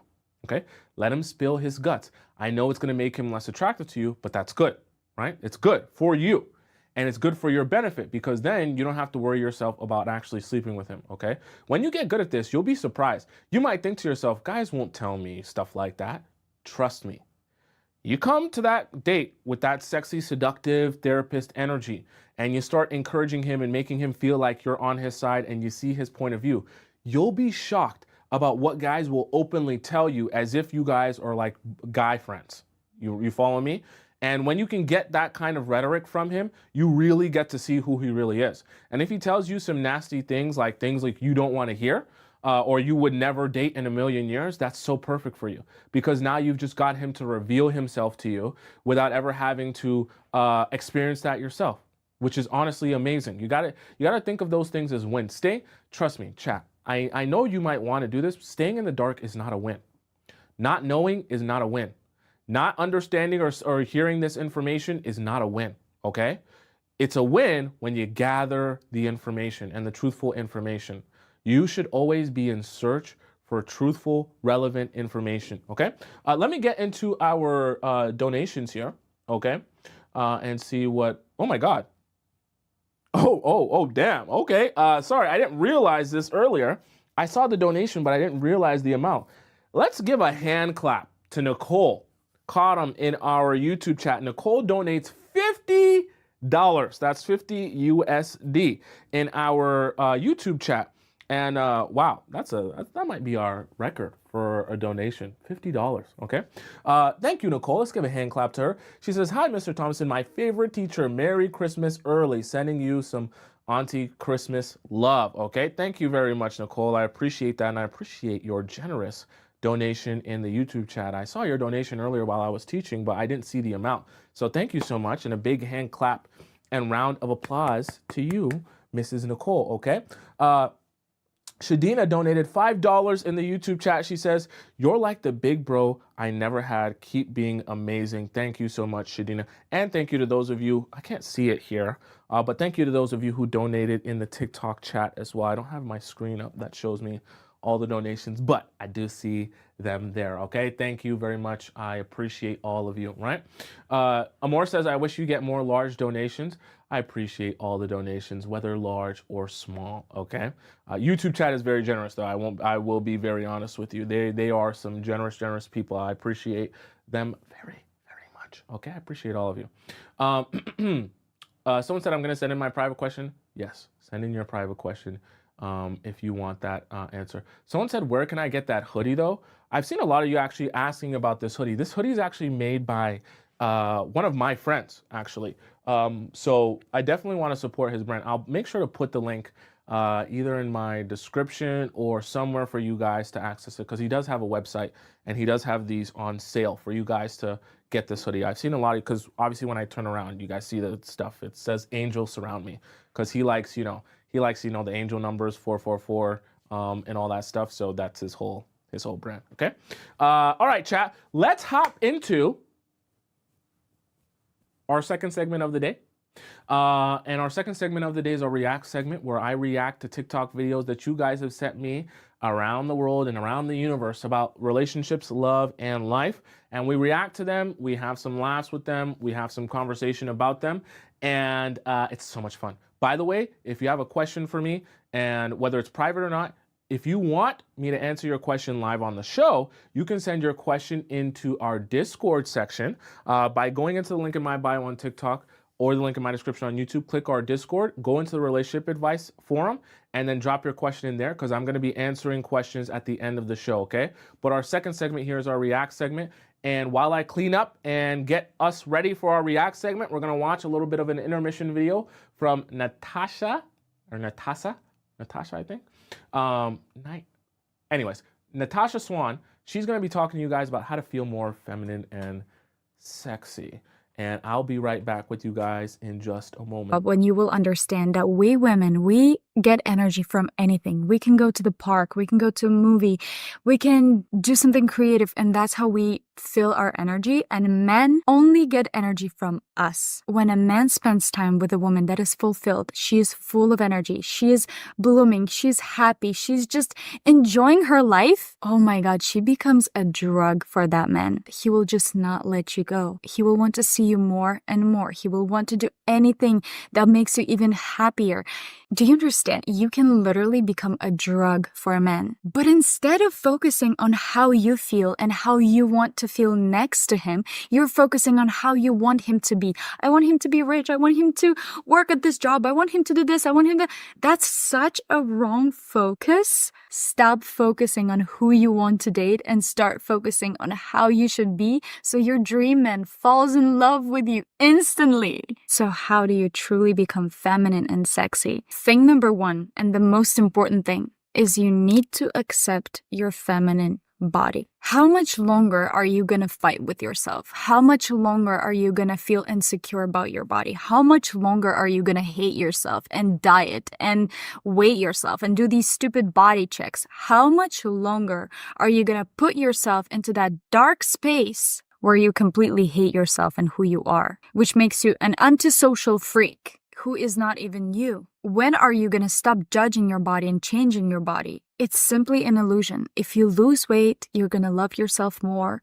If you change your face, do your lips, like if you color your hair and you're going to love yourself more, it's an illusion. It's an illusion. One day I woke up and I was like, you know what? Actually, never in my life, no man, not my parents anymore, no one will ever know better how to take care of me. Throughout all these years, I was hoping that someone will come into my life, will show me how to love me, will accept me, will help me with my insecurities, and that's when my life is going to change. No man will ever even have a clue how to take care of me better than I do. Instead of finding reasons every day why I don't deserve to live a certain way or to look a certain way, I was like, you know what? I'm just going to create and live the best life I can live. on my level right now? How can I spoil and make sure I enjoy this life without a partner? How can I just simply make myself happy? Girl, that's literally when my life changed. Men are calling me, like trying to solve my problems every day. I have a date today. I think Natasha is amazing. Okay, she's awesome. That's why I like showing her your Nastia. Sorry, her name is Nastia, not Natasha. I was getting her name right. Nastia.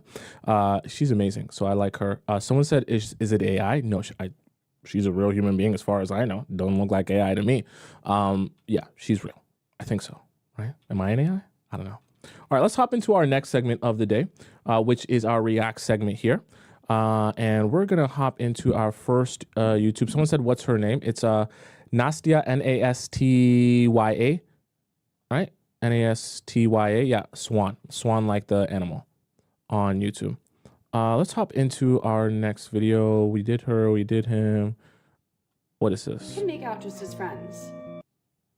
They don't want you to know that. Big Smooch doesn't want you to know that, but you can do it. I've done it like so many times and it's always been fine. And it's just like a fun, silly thing to do, you know? It's like a social drink, a social kiss. It's like, who cares, you know? We're feeling it in the moment. It doesn't have to be anything, you know? And everyone gets so whatever, but it's like, it's not a big deal. Like I did it last night with a friend, just a friend. Well,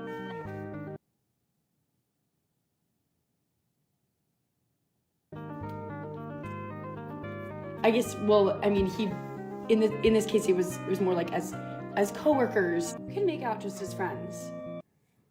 They don't want you to know that. Big Smooch doesn't want you to know that, but you can do it. I've done it like so many times and it's always been fine. And it's just like a fun, silly thing to do, you know? It's like a social drink, a social kiss. It's like, who cares, you know? Don't do that. Okay. I'm not sure why you guys send this to me knowing this is going to make me upset. I'm not sure what any of these content creators are trying to accomplish. If this is not advice I think you should follow. Okay. I don't advise you to make out with friends for the plot. Okay. Please. Okay. These TikTok terms that I hear are going to make me go crazy. People start saying, you're the main character, do things for the plot. Don't do a damn thing for the plot. Do things for your happiness and the future of your happiness. What I mean by the future of your happiness, don't just think, oh, how do I make myself happy right now in this moment? Because your answer to that is going to be, how do I feel right now in this moment and what will bring me pleasure right now in this moment? I want you to start thinking of your entire life from the standpoint of how can I serve the future version of me, that when I'm in the future, I'll be able to look back on this present version of me and be happy with the decision I made, rather than having to make a present decision for you right now. And then in the future, you say, I should have made a different decision so I would have been happy now in the future. Okay? No more doing things for the plot. Okay? Sounds good in a TikTok video. I don't want you doing that. Please. If you have really unattractive people come up and approach you to talk to you and ask you out, you may be thinking about yourself, damn, is that what I attract? Like, am I on their level? You may take it personally, and I understand why you would. But I just saw a TikTok that kind of blew my mind a little bit, and this was the guy talking about this. He was saying, if you get more unattractive guys approaching you, it really doesn't have anything to do with necessarily how you look. It's more so they have nothing to lose. They've had tons of rejection their whole life. So rejection to them is, they don't really care about rejection. It's a numbers game to them. So they're just going to go up and approach as many pretty girls, and one of them has got to stick. If they don't rizz her up, that's fine. On to the next. They just go from girl to girl and just seeing which girl will take a bite, which girl will go for it. And it does work for. This is why I talk to you guys about different types of attention, because you can't get too hung up on oh, only ugly guys approach me to, just try to talk to me, or only ugly guys message me, or whatever the case may be. Because guys are going to shoot their shot in many different ways, in many different circumstances, for many different reasons. But if you start noticing a pattern in the type of guys you end up in relationships with, then that's something to take notice of, because then for whatever reason, you're tending to attract the same personality type when it comes to a romantic relationship. But when we're talking about what you just attract in general, guys that will shoot their shot, it can be all over the place. It's not necessarily representative of, whether or not you're, something's wrong with you. Are you following me, right? If you're an attractive woman, a lot of different type of guys will approach you. Now, what I will say is, depending on how you dress, maybe, so for example, if you dress like a tomboy, you're going to attract more guys who are into girls who dress like tomboys, which might inherently mean you attract more feminine men. Now, if that's what you like, perfectly fine. But if that's not what you're into, well, now we have a little bit of an issue going on here, right? Because what you're wanting to attract versus what you're outwardly presenting and attracting through what you present is misaligned, okay? So that's just something to take note of. This is how you're gonna become boy pretty and not just girl pretty. How you know, to the glow girl up that all the the guys night love and before literally look school. like Save they're this video made with for your men. secrets, I'm I'll showing show you you one one night. night. You're You're gonna going to go find on it and you you're can gonna shower. Probably Even even if do you have that. stuff, Don't you're be gonna girls go like like you you want. want. You're something bad. That's what I look like when I make TikTok content. This is how you're gonna become boy pretty and not just girl pretty. How You know, to the glow girl up that all the the guys night love and before literally look school. like they're Save this made video for with your men. secrets, I'm I'll show showing you you one one night. night. You're going to Don't find get it you can shower. Even if you have stuff, Don't you're be going to go girls like you want. You're something bad. Be unique. Okay, so I really think that the Players Club is a combination of multiple things, right? It's a little bit of like a pep talk from me, a random stranger, or a random AI. And it's also a little bit of an understanding of men and what men want, what they find interesting, what they find attractive. But I always like to preface everything that we talk about with helping you understand that it's not about me giving you a cookie cutter answer to just do this or say that. And that's why in certain topics, I really always have to remind you all that you have to figure out how that applies to you in your own life. Even when I give you tips and I give you strategies and I give you advice, not all of my advice is going to perfectly apply to your specific unique situation, which is part of the reason we have like private questions and things like that for unique situations. But you also have to understand is there's an element of what guys like and what they're attracted to, but you can't necessarily be all of those things because you are you. So there's certain things you like, there's certain things you like to do, certain things you don't like to do, certain ways you like to present yourself, certain ways you don't like to present yourself. And so you kind of have to figure out within that advice, within those strategies, what actually works for you and what actually is you versus what is not you and doesn't work for you, which is perfectly fine, okay? Which is actually the exact reason why when I tell you guys where to meet guys or what to wear that guys find the most attractive, I never say, oh, wear a red blazer and go sit down at a cocktail bar or go to a country club, because that's not really, if that's not you, then that's not you. So that's not gonna work for you. And that's perfectly fine, right? Understanding the how and the why and the strategy is just part of it. You also have to understand yourself, okay?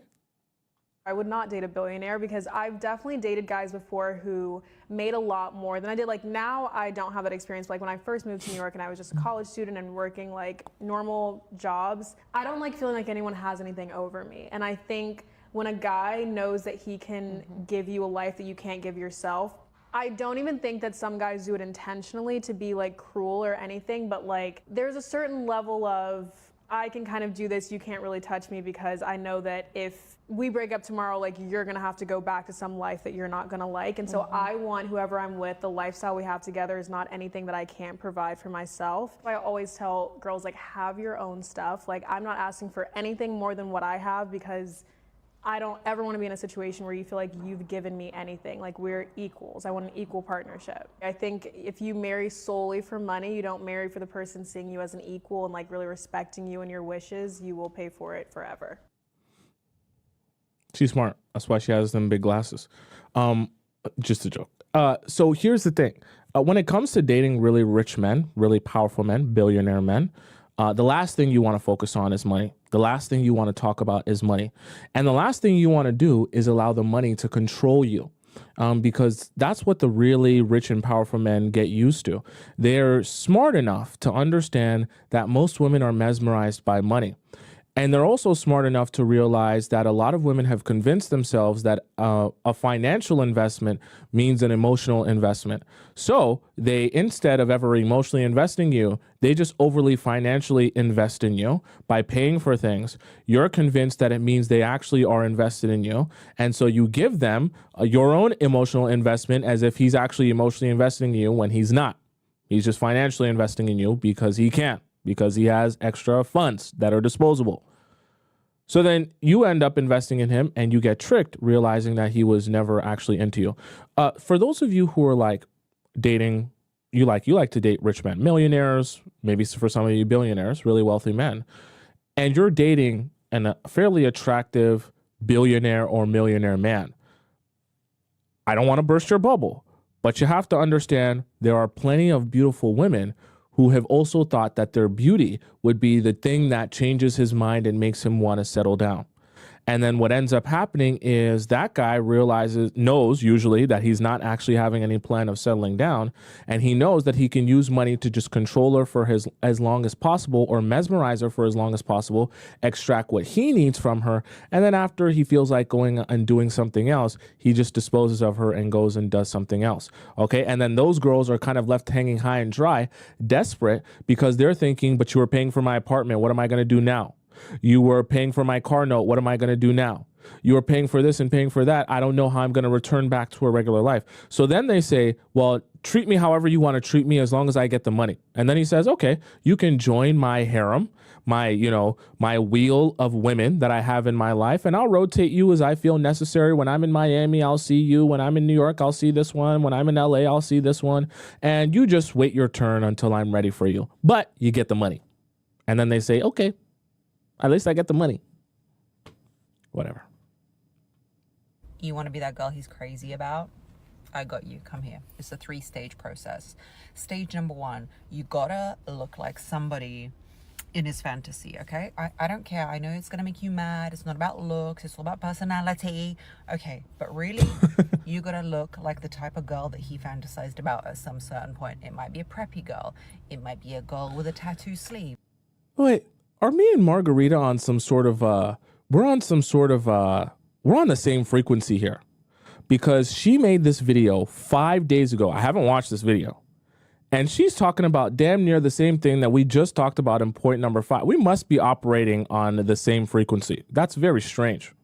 A certain point, it might be a preppy girl, it might be a girl with a tattoo sleeve, it might be whatever it is, but that's the type of girl he'll want on his arm because it's going to increase his status, because that is his dream girl. You cannot look pedestrian. That is the word. You cannot look pedestrian.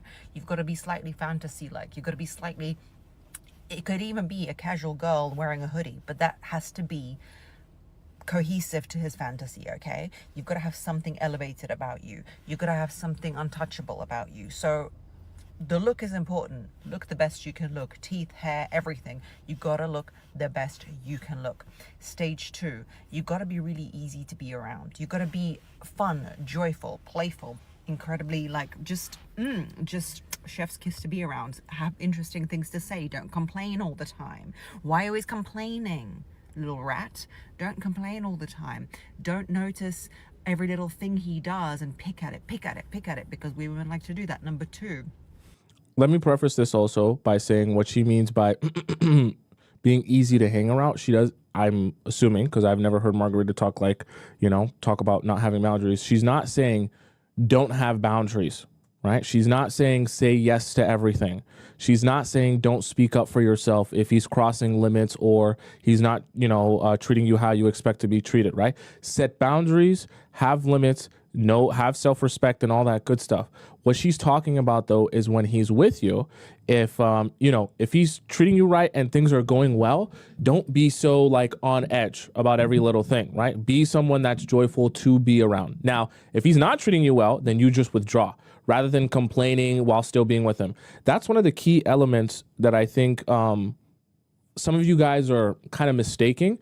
If you don't like how a guy's treating you, you don't continue to spend time around him and with him and then complain about how badly he's treating you. If you feel that a guy is treating you so bad that he doesn't deserve your time or he's not living up to standards, then you completely withdraw yourself from him until he shows you what you're ready to see. Then when he shows you what you're ready to see, you go back to normal and you hang out with him like normal. There's nothing to complain about. But the mistake can come is that, hey, I don't like how you're acting, but I don't want to not be around you and not be with you. So rather than not be with you and not be around you, I'll hang out with you and be with you, but I'll complain about all the stuff that you're not doing right.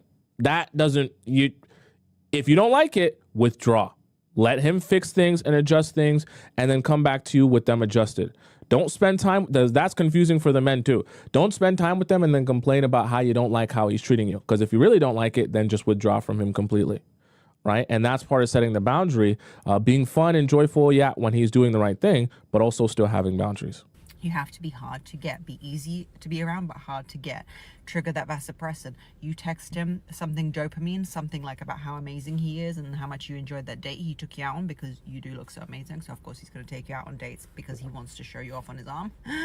So, and then you don't apply for a little bit.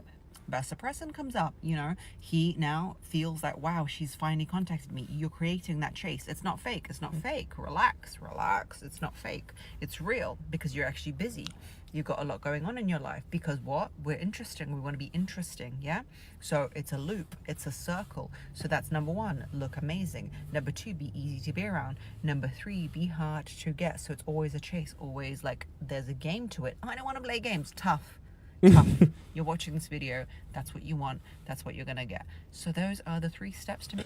You want men to treat you right? You want them to crawl on glass and beg to sniff your butthole?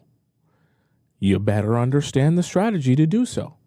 If you don't want to learn a strategy, you think it's too hard, you don't want to play games, perfectly fine. Don't play no games.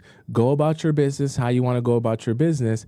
But don't be all upset and mad when someone who's been watching the Players Club and strategizing has your man on a leash because your man is hungry for her to take her out on a date, wanting to do absolutely anything that she wants, and she's not even paying him any mind. Then you'll be asking the question, what does this girl have that I don't have? She's not as pretty as me. She doesn't have a dump truck as big as mine. She's not, she can't hold a candle to me. Why do all the men want to chase after her but not chase after me? Because she bothered to learn the strategy and play the games, okay? You want to be natural. You don't want to learn the games. You don't want to do any of that stuff, okay? That's perfectly fine. Don't wonder why those women who understand how to do these things well take your man. Don't wonder. Okay, it's not going to be a coincidence. Avoidants seem like they don't care, but the truth is they feel everything deeply. Yes, avoidant people do pull away when things get emotional, but inside they feel shame, regret, sadness, like everyone else. The difference is that avoidants suppress those emotions, while other people talk it out or seek comfort. Avoidants will retreat into themselves. Avoidants do feel regret, and the regret hits them hard when they realize that they have pushed away people they care about, but acknowledging that regret feels like losing control.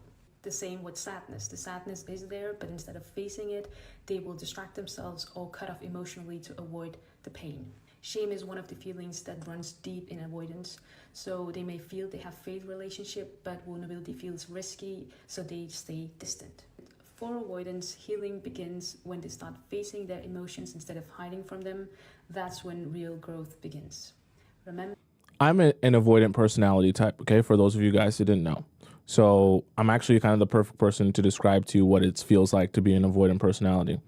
When I say I'm an avoidant personality, part of me having to work on my relationships to be able to have good relationships is understanding that, like, I can't go too far into the extreme because that's just not going to work at a certain point in a relationship because it's not sustainable. So what I do now in my relationships is I make sure that I give myself some space to be my avoidant personality, but I also understand that that just doesn't come without limits. So let me give you an example, right? If I have a disagreement with someone and we're not seeing eye to eye, right? and my natural instinct is to be an avoidant and take a step back from that person, I will, talk to the person, help them understand that this is my personality. This is how I usually respond to things.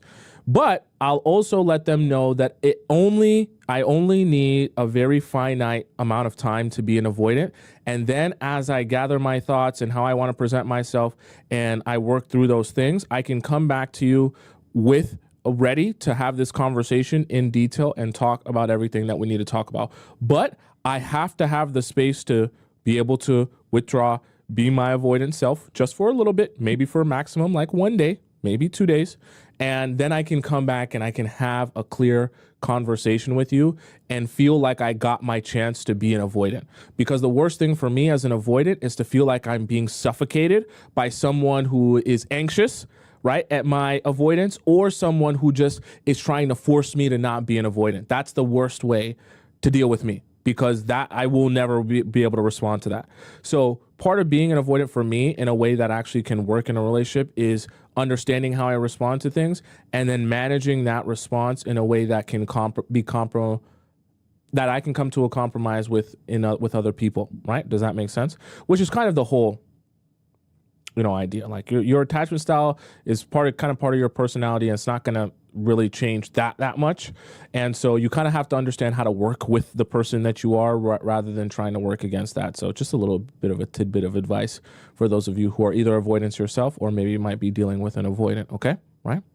Being claustrophobic is the worst feeling. Someone said flower, avoidant equals claustrophobic. I feel claustrophobic emotionally very easily. Okay, this is an always come back story. So I am a retired lover girl. I'm still a lover girl. I'm a hopeless romantic, but I dated a guy over the summer who just completely annihilated my heart, completely hurt my feelings. Like, he's hurt my fucking feelings. He's the firefighter. We will always and only ever refer to him as the firefighter. He was a firefighter.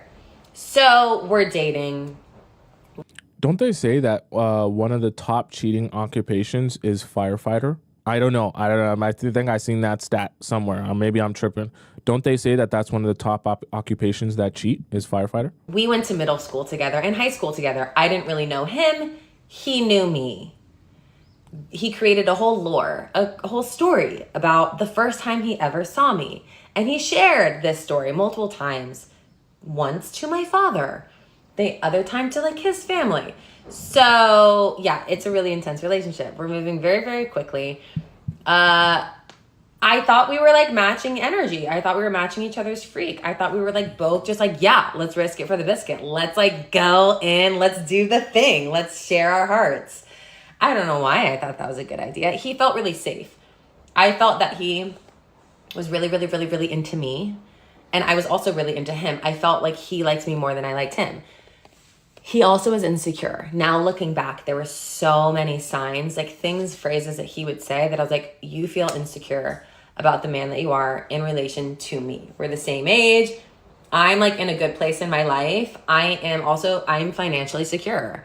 I'm a financially secure woman. I have a mortgage. I pay a mortgage. How much do firefighters get paid? Don't they get paid good money? How is he not financially secure as a firefighter? What's going on here? I pay all my bills. Like, I have a retirement. I'm not saying this to brag. I'm saying this because if this is also you, men are scared of you because you don't need them. And also, like, a lot of early 30-year-old guys are not in that place. And that's fine. That's fine. I didn't care. He cared. So he would say so many things like, I don't even want to share them because they're so ick-worthy. But at the time, I was like in love with this man. I was like, okay, like whatever. We learn. He broke things off with me. The switch up was crazy. The way this man switched up on me. And I know exactly what it was. I know the very subtle, almost unconscious way that we both like did this thing. He was really sick for like 2 weeks. And I had seen him like through his sickness. We went to the pool one day, and then like the next day he was like, well, let's go to my pool. He's still sick. I go, and he's like, man, I think I need to go lay down. So we left the pool. We go back to his apartment. He's like, I think I'm going to shower. And he's just like, I don't feel good. Like, but I'm like, okay, damn. But I'm like being understanding. He's like, I'm gonna take a shower. I was like, okay. So I'm like sitting there, and he gets out, and I was like, yeah, I'm gonna go. He's like, and if I want somebody to stay, I say, no, I want you to stay. If he wanted me to stay, he could say, no, you should stay. So he was like, okay. I leave, kiss, feel better. He texts me, are you mad at me? No, I'm not mad at you. You don't feel good. I thought you were gonna sleep. I'm like going to get my kids in a little bit, like feel better. He's like, okay. We're texting a little here and there. He goes to sleep. Then the next day, this man is such a man of few words. He was never one to repeat himself. Again, he asked me, or he said, I felt like you were upset with me yesterday. I said, I know, I wasn't upset with you. I'm not upset with you. Boom, he was never the same. I like felt like I was in the way subconsciously, and also he subconsciously felt that I was abandoning him because I thought he wanted me to leave. He didn't want me to leave, but he couldn't say he didn't want me to leave. He wanted me to take care of him. He wanted me to be his fucking mommy. I didn't do This is exhausting. that. His avoidant like thing was triggered somehow. Something happened. So it's like a week of hell. He's just being. See, but she's also adding in it's not just avoidance. She's also adding in like the process of not being able to like tell someone what you need in that moment. You understand what I'm saying? Like being an avoidant, yes, like that's kind of like your trigger response to certain situations. But not being able to communicate what you actually need in a moment. Like, for example, I'm feeling sick because I'm stressed out at work, right? So it has nothing to do with you. It's just, just a stressful feeling that I just need to get my mind off. So I don't want you to leave. The reason I'm acting weird, it has nothing to do with you. Like, that's just being able to articulate your feelings. The avoidant thing is not the same as not being able to articulate your feelings. You know what I mean? It's being weird. He's like, I don't know what's happened. I feel like I've shut down. He would not communicate with me. I was like, okay. Now I would have been like, you have fucking 24 hours, buddy. And we need to talk or bye. Bye. I was being hopeful. I was being sweet. Anyway, he sends me a long. That's not the way to go about it with an avoidant, but let's go on. I know we're not all perfect. So long text message, not a phone call. Long text message breaking things off. All I said. The limits and the constraints with an avoidant will only make them feel more suffocated. That's honestly the worst thing you can do with an avoidant. When they want to be an avoidant, you say, perfect. Take as much time as you need. Go for a walk. Go for 3 walks. Go for 30 walks. Do what you need to do to be able to feel good. And when you're ready to talk to me, you can talk to me. And you literally leave it there. That's how you do an avoidant, or you work with an avoidant. Because then I guarantee you, once you give them the space to make them feel like they don't have to come back to you at any particular time and there's no stipulations or you're not nervous or anxious yourself, I guarantee you it takes way less time that way. The moment you start to try to squeeze and suffocate them and put the boundaries on do it this way and talk to me, that I guarantee you you're just going to get more avoidance. Say was, all right, I'm going to miss you. But it was like long. I said, all right, I'm really going to miss you. That was it. We have a series of like a little bit back and forth here and there. He like needed to get a couple of things. I had a key to his fucking apartment. He was like, can I get my key? 6 weeks go by. I'm so sad. I'm not well because my bell got rung. My bell was, I was so surprised. I didn't think it was going to be him. I didn't think that was going to happen. I'm so upset. I never cried. I never once shed a single tear, but I was really upset. And so 6 weeks go by, boom, on the dot. He unblocks me. He blocked me on TikTok. He unblocks me. Hey, I hope you're well. I miss you, by the way. You fucking miss me?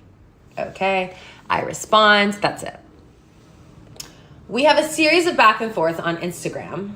Where he basically says like he was not doing well the whole time. He had to like delete my phone number because he was afraid he was going to blow me up or something. And then one of the last things we said to each other, he was like, I was just thinking about you. And I said, well, any prevailing thoughts? That's what I always say. Anybody's like, I was thinking about you. I said, any prevailing thoughts? Share with the class. What are you thinking? And he said, oh, just the standard, mess up a good thing when you have it. That healed me. I've been free ever since. That healed me because I was like, okay. I just said, glad you're aware. Moved on. So anyway, they always come back. You never take them back though. when they come back. When they come back, you let it heal you to know that you are loved, cherished, worthy of love, lovable, enjoyable. They're fucking idiots. You let them come back and then you just say, thank you, bye. Thank you for letting me Okay. If that was the point of the story, okay. What I would also want to leave you with is don't be waiting for that day, okay? If you're doing your self-work and your healing and your growing and all that to wait for the day that they'll come back and tell you and validate you and tell you how they made a mistake, you're doing it for the wrong reasons, okay? When you move on, you actually should move on, not move on for the purpose of hoping that one day he'll message you and tell you all the ways that he messed up and he wants to be with you instead, because then nothing is working how it's supposed to work. So it's great that she got her closure, her healing moment, but your healing moment shouldn't be based on whether the guy who disrespected you or treated you badly validates you by telling you he treated you badly. Like, don't be waiting on that day to come. Just a waste of time. All right. So I guess that was the point of her story there. Okay. Anything that a girl likes, a man likes 10 times more, because men are usually the more feminine ones, but they just like don't want to admit it. Let me tell you a little secret, all right? You ever like laid a man down and just kissed all around his hips and like... Who sent this to me? Where's this going? Nibbled. Don't even look at the thing that's in the middle. Just like kiss all around him. Don't get to it. Make him wait. Let me tell you another secret. If you're walking behind a man, you know how like girls are always like, oh, I love when a guy like grabs my hips from behind. Try it on them. Be the dominant one and walk behind him and like glide your hand across his hips and like rub them down the front. Okay, hot. Now, here's another one. He's standing above you, okay? Hold his hips, grip those boys. Again, this is usually what a guy is doing to a girl, right? He's grabbing her hips. Her hips mean a lot. Try it on him. When he's above you, grab them things. Really get into it, okay? They will go insane. They will be calling you. They will be driving you fucking nuts. They're like, what the fuck did this girl do to me? You just have to put a little masculinity in yourself. You know what I mean? Like, you just got to pull a man on a man. Because 90% of men just won't admit the shit that they like because they're like, oh, I don't want to be gay. Oh, that's so fucking gay. Shut the fuck up. Just enjoy it. Just let me glide my hands around you like you're my little baby boy.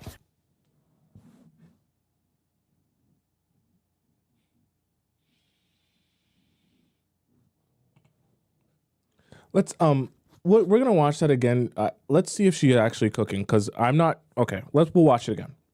Okay. Anything that a girl likes, a man likes 10 times more, because men are usually the more feminine ones, but they just like don't want to admit it. Let me tell you a little secret, all right? You ever like laid a man down and just kissed all around his hips and like nibbled? Don't even look at the thing that's in the middle. Just like kiss all around him. Don't get to it. Make him wait. Let me tell you another secret. If you're walking behind a man, you know how like girls are always like, oh, I love when a guy like grabs my hips from behind. Try it on them. Be the dominant one and walk behind him and like glide your hand across his hips and like rub them down the front.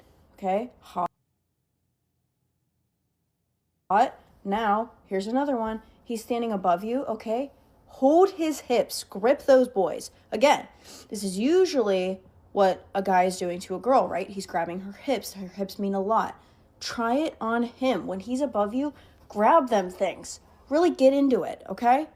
They will go insane. They will be calling you. They will be driving you fucking nuts. They're like, what the fuck did this girl do to me? You just have to put a little masculinity in yourself. You know what I mean? Like, you just got to pull a man on a man. Because 90% of men just won't admit the shit that they like because they're like, oh, I don't want to be gay. Oh, that's so fucking gay. Shut the fuck up. Just enjoy it. Just let me glide my hands around you like you're my little baby boy.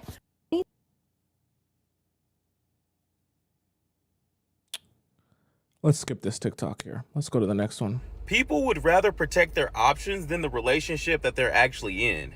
They would rather leave the ex on social media that's causing problems and issues than to take them off. But as soon as y'all break up, they're going to block you and do all this other shit. And if you bring this to their attention, all they're going to say is that you're being insecure. People would rather protect their options than the relationship. Chat, what's this TikTok about? Let's focus our energy on the next one. Okay, we're on the next one. We gotta move forward here. What's this one about? People would rather protect their options than the relationship they're in. Let's study this one. That they're actually in.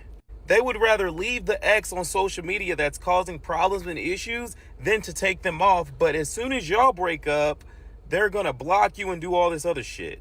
And if you bring this to their attention, all they're gonna say is that you're being insecure. People would rather protect their options than the Should I go back, chat, or no? relationship that they're actually in. They would rather leave the ex on social media that's causing problems and issues than to take them off. But as soon as y'all break up, they're gonna block you and do all this other shit. And if you bring this to their attention, all they're gonna say is that you're being insecure. Okay, I'll go back because the chat is saying that I should go back. Okay. Anything She's not wrong. Okay, she's not wrong. She's not wrong. There's nothing wrong with what she's saying or inaccurate or untrue about what she's saying. It's just interesting because what she's saying is not something that, you know, like you're going to talk about a lot with people. There's a time, what the concept of what she's talking about and like throwing some masculinity in there is not wrong. Well, when we're talking about in a sexual sense, pineapple sense, there's actually something very hot about that, doing that. It's sprinkling it in, okay? You're not going to do nothing crazy, but sprinkling it in because that can make it feel like, oh, wow, you really want this. You're really into this. And that just becomes hotter for the guy, right? So there is a level of like truth to that, right? So when you're doing certain things like that, it can turn a guy on more, right? Make him go crazy like she was talking about here, right? So you guys get what you want from that? All right, let's go on to the next one. People would rather protect their options than the relationship that they're actually in. They would rather leave the ex on social media that's causing problems and issues than to take them off. But as soon as y'all break up, they're gonna block you and do all this other shit. And if you bring this to their attention, all they're gonna say is that you're being insecure. Best thing to do whenever someone is fighting you on a particular topic, whether it be blocking people, unfollowing people, and things like that, honestly, the best thing for you to do is leave it. Because most of the time, the more attention you bring to it, the more pushback you'll get from them. And by the time you leave it, the situation will either resolve itself or become such a problem that you'll just end the relationship anyways. So I know that sometimes the unfollow thing and the blocking thing can be a big thing, especially when it comes to exes and this and that. But you also have to factor in like, okay, you have to give yourself a couple of options. Is this the difference between me being with the person and not? If it is, then we're either going to have to break up. But if I'm okay with this, or if this is not going to be something I'm going to break up with them over, then I just have to not bother myself going back and forth on this particular topic. Social media can be delicate because certain things are grounds to break up with someone, but certain things you might say to yourself, I don't like it, but I would like to break up. Sorry, I would like you to stop doing that thing, but I'm not going to break up with you if you don't stop doing that thing. Which then you have to kind of ask yourself, are you willing to lose your sanity over going back and forth about that thing, especially when it comes to unfollowing or blocking and anything social media, okay? All right, chat, let's hop into our next segment of the show. Our next segment of the show is a special time. It's an amazing time. It's a time where you're going to laugh and you're going to cry, okay? For those of you who are OG Players Club members, I want you to spam up in the chat if you know exactly what time is coming. I seen some of you say earlier, I'm very excited for this time, okay? Don't look at your clock. Don't look at your watch. Don't look at your phone. Don't look nowhere else in your home. If you don't know the time, I'm going to tell you the time. Yeah.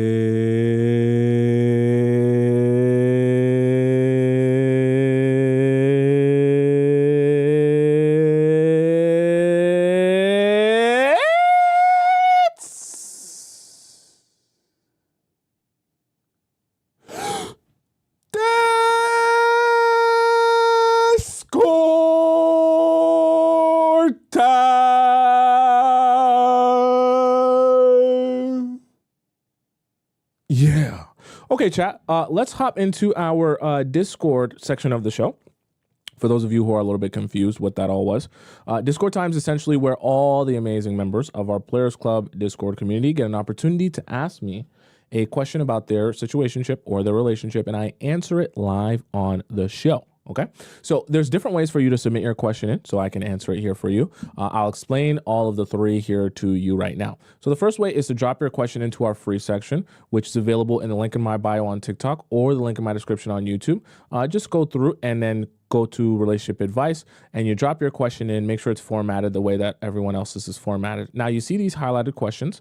These are questions I haven't yet gotten to. So I have to read these out first before I get to your question. So if you ask your question today, it's probably unlikely that I'll be able to get it, respond to it and answer it today or tomorrow. Now, if you're an impatient type of person and you want this responded to within like 48 hours, you can go ahead and drop in your question in our relationship advice premium section, where you can submit your question, but this is like a skip the line pass because I answer these before I go into the free section. So if you want to access this premium relationship advice, go to my link in my bio on TikTok or the link in my description on YouTube, click where it says premium Discord relationship advice and click that. You're going to donate to the show.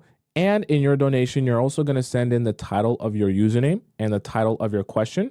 I then get a notification on my phone seeing that you sent in your donation, and I see that that's your question there and who you are, and verify you're supposed to be here in the premium section. I read your question out before I go to the free ones, and then you don't have to wait in the queue of all those other people, okay?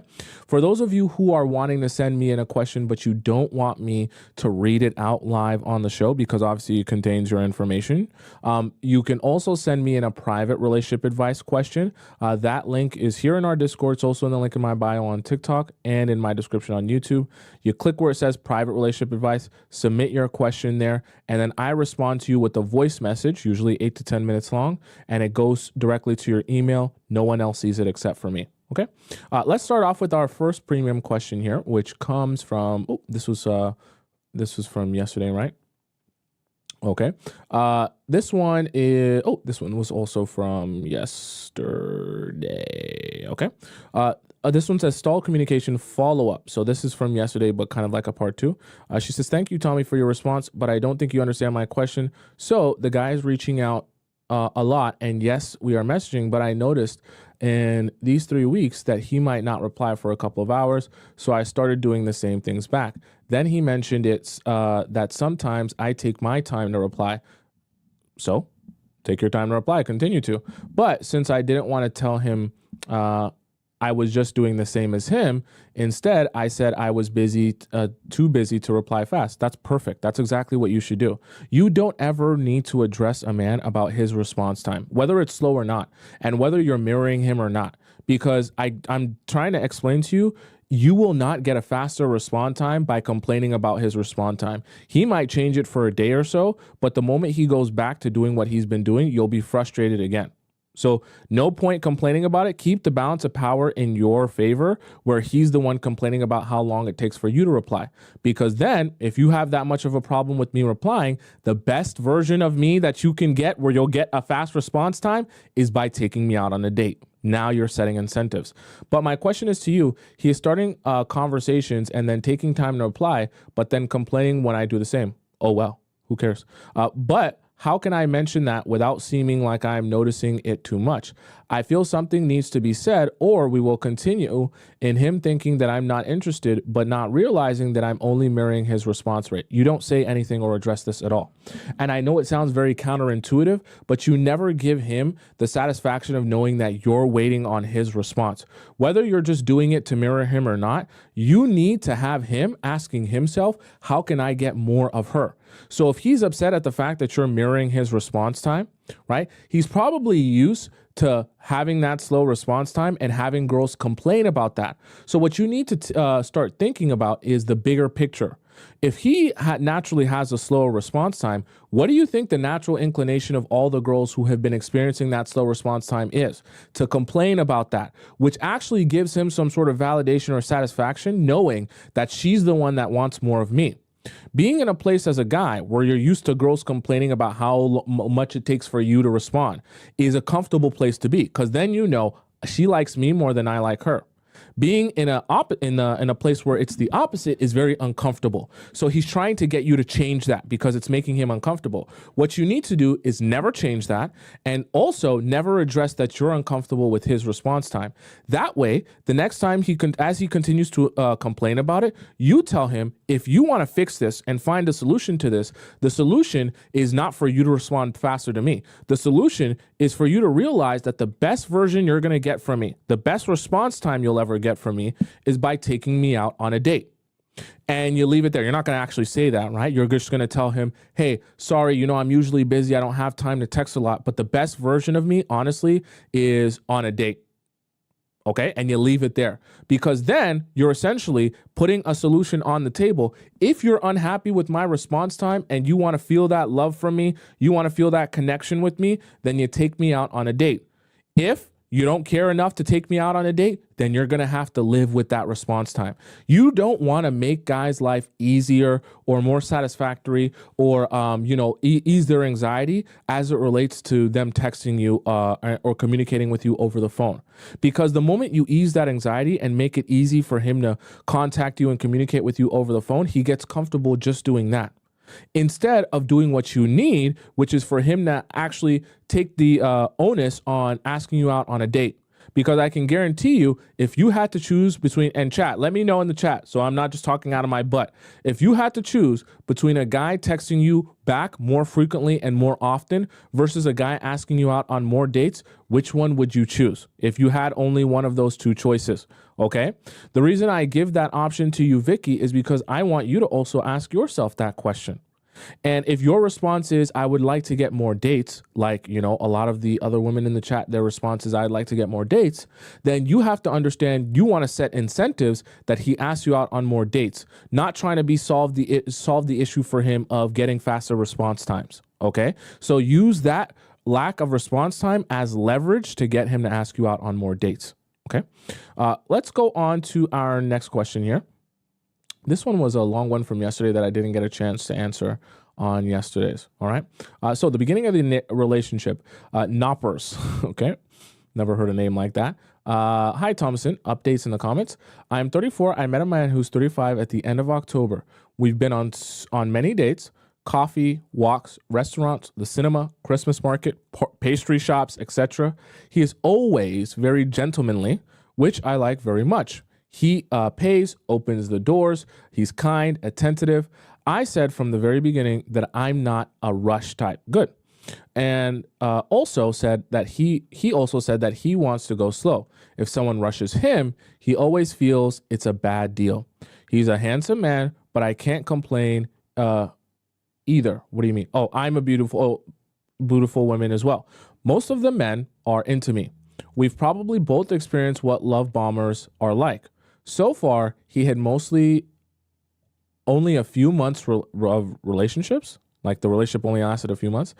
The last one was a year. He moved in with that one quickly.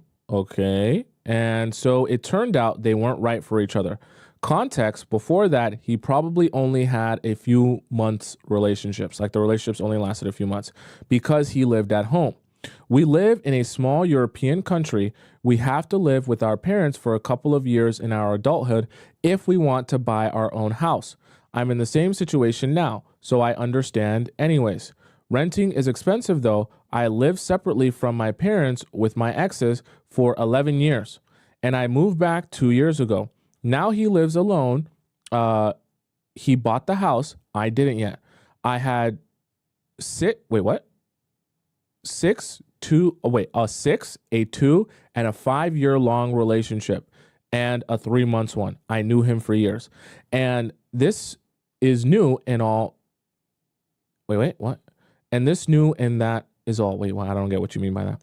I don't care about casual flings. I'm a bookworm, serious one. Also, lost my place here. Also, just for the fuller picture, the problem in his previous relationships was that he didn't desire pineapples as much as those women. Okay? We discussed this nicely. It doesn't really bother me. I've had both relationships where there was a lot of pineapples, no better than where there was less.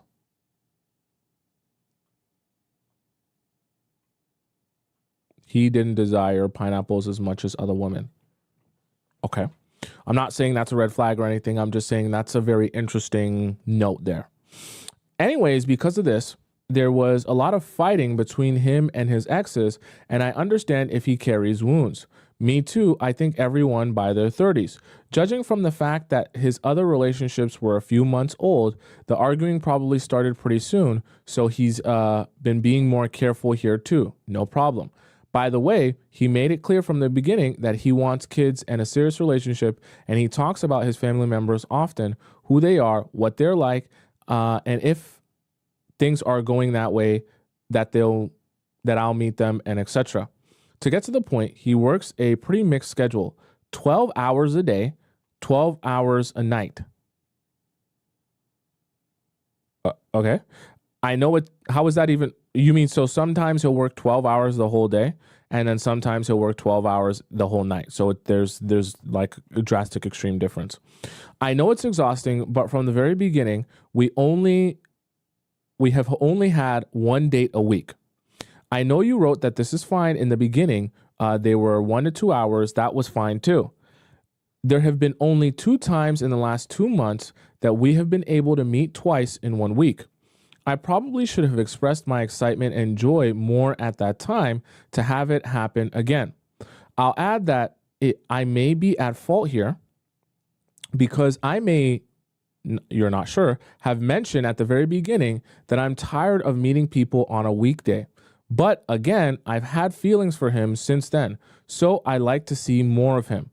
True, the last few dates were several hours long. By the way, we are almost neighbors. Okay, wow, okay. So it's not hard to set up a meeting.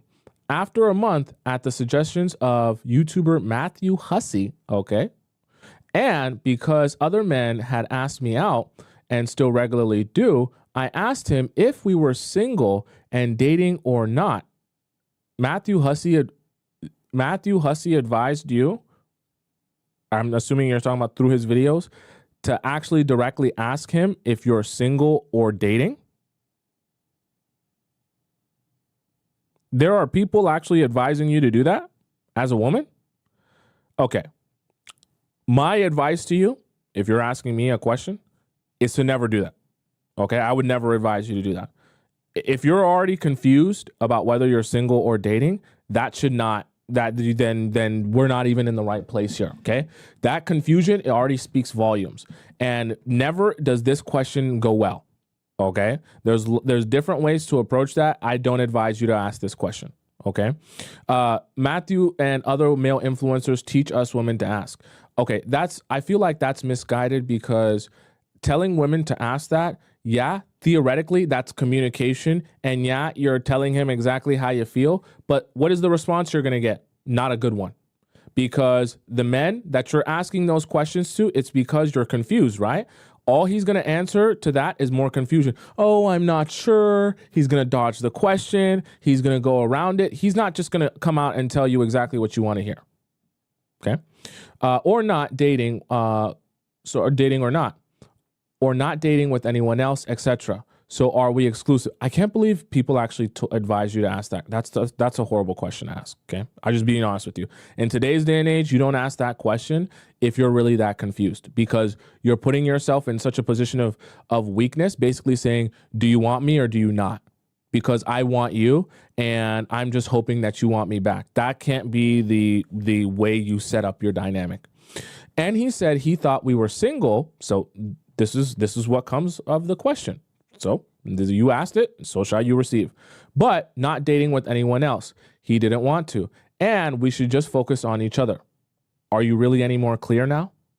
Let's see. And this is a good foundation for us. I said, let's keep it that way for a while. That was a month ago. Anyways, it's weird for me because up until now, if I've kissed someone, it was my boyfriend. I mean, except one case, it was obvious that we are a couple after the kiss. Though he said twice how much he likes me and he likes how seriously I think about things in life. And this is a good foundation between us. So you're basically saying you're still confused, even after the question. Also, he shares, I think he meant to say, way more about himself now and his past exes. I don't like to express my feelings, thoughts, though sometimes it happens. Don't freak out. We had pineapples after one. What does this mean? 1.5 months? Is that what you're trying to say? Because you said 1 and then the comma 5. 1.5 months? About 8 dates? Yeah. So you're talking about 1.5 months. Most likely. Was it too soon? Just once. Now it was weeks ago when you read. I wanted to postpone it on the one hand, and on the other hand, I wanted to just to see if it works between us. Okay. Pineapples in itself, sleeping with the guy in itself is not inherently bad.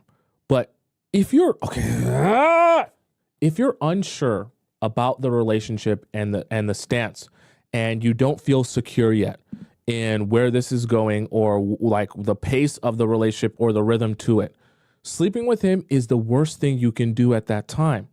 Sleeping with him should be the seal to when you feel comfortable and you feel secure in the relationship, right? And you actually feel like you know where this is going. That's the time to sleep with him. Not when you're in the midst of all of your confusion, right? And I get it that you wanted to. I get you have urges. We all have urges and desires. That you're just a human being. But like you can't say to yourself, I'm very confused and unsure.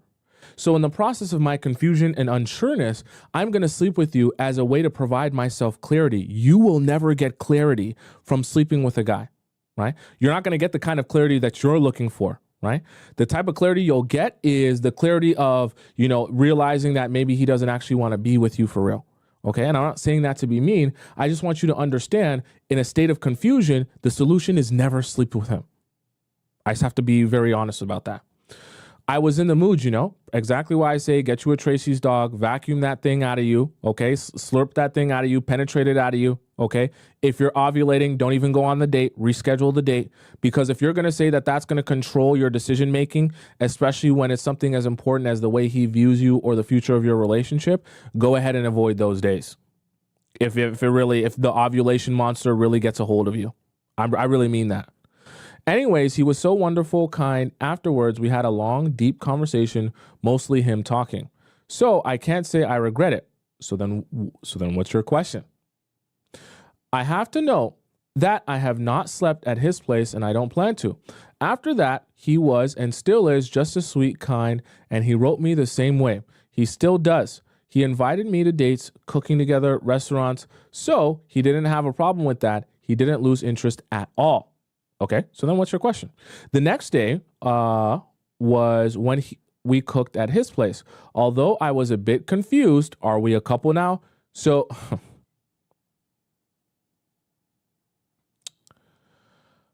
like I mentioned to you earlier, if you're thinking that sleeping with him will provide you clarity, it won't.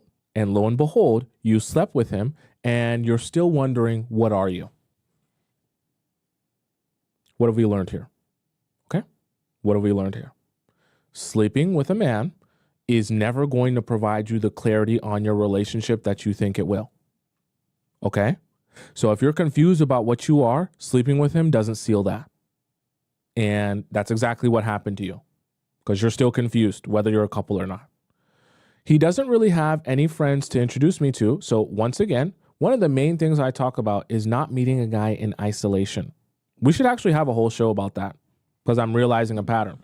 You don't want to meet men in isolation, meaning you don't only want your experience of them to just be him and you, because those guys are good at presenting themselves to be anyone when they only have to worry about showing you a particular side of themselves.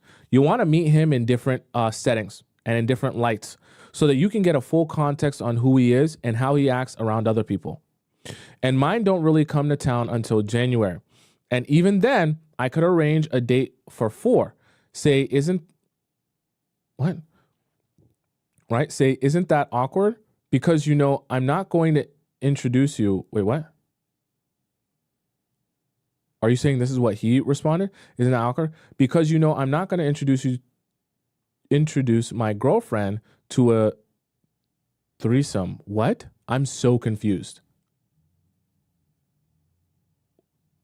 What? Are you saying that he said this? You should have stated that. That was weird. I don't understand what that means.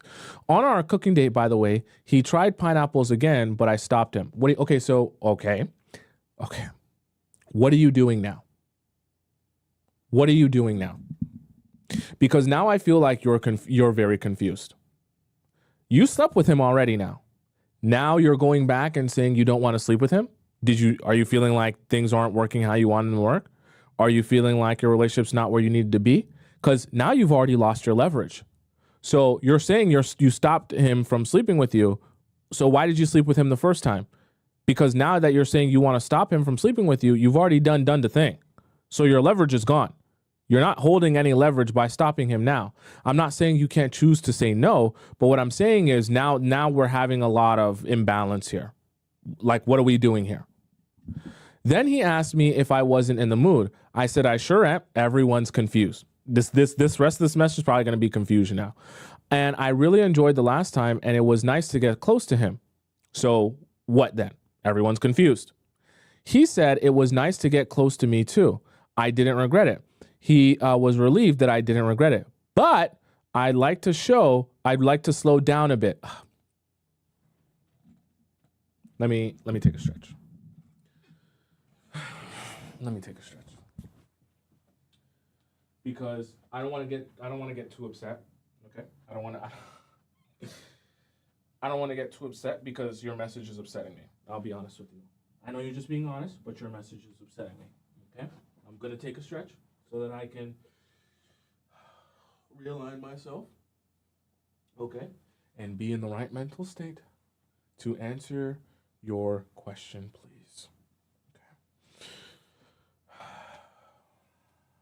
All right.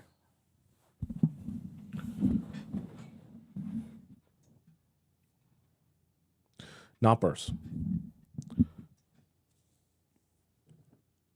You made a decision to sleep with him because you felt you were ready.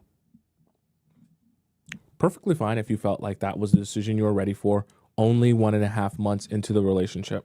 Okay? You thought that that's what you wanted and what you were ready for. Now you've slept with him and you're realizing maybe that's not what your relationship is ready for. So now you're backtracking on the decision that you said you made because you wanted to make that decision. And you're saying, no, actually, we need to slow down now. Not only are you confused, he's confused now as well. We're all confused. This has now gone from being, something building somewhere to being a huge pile of confusion. Okay? Right? Remember how I said at the very beginning of your message or earlier in your message, how sleeping with a man is not going to provide you clarity? In fact, it'll actually make things more confusing. That's exactly what has happened now. You've slept with him without actually being secure or understanding where this is going for real. And instead of answering those questions, you chose to make a decision that actually brings a lot more questions into the equation. Now you're trying to backtrack and slow things down. I don't want to rant. Honestly, I want to know him more. You don't see it. You don't see it. Why was none of this on your mind before sleeping with him? What it is between us, but I didn't say this, of course. Or why would I want to take it slowly with him? He immediately said nicely, okay, he wasn't demanding at all. He was nice. He was and still is nice, understanding, very cute, and he is arranging weekend dates as I wrote above. See, here's the thing though. See, you set the standard and the pace of the relationship. So part of having boundaries for men, see, when men like you, it's easy for them to abide by boundaries when they understand what those boundaries are and what you're not willing to compromise. It actually is very easy to deal with you that way.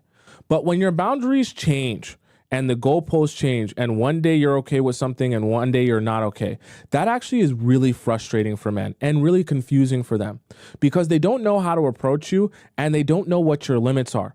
And they end up very confused, and a lot of times they can lose interest simply because of the confusion and the frustration. I'm not saying that it's all your fault because he should also be providing you with clarity.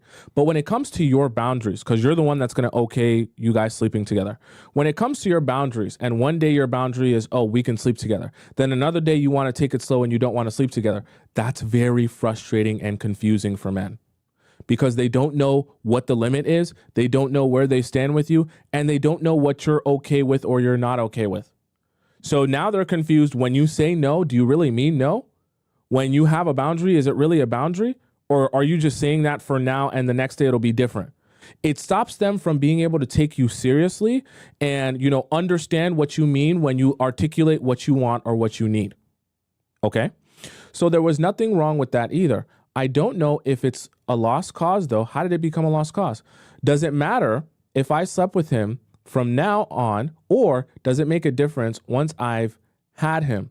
What do you think? Or is it a good idea from now to slow down a bit? I don't want to overthink the pineapple thing. It can spoil things. Okay, I want to kind of, this is a really long message, so I have to skip ahead because this is just way too long. I hope after this, he'll reflect on what's between us. In any case, until then, I see no more pineapples, right? What's your general advice for me? I wonder if I should date someone else, but it's a small town. He could see me.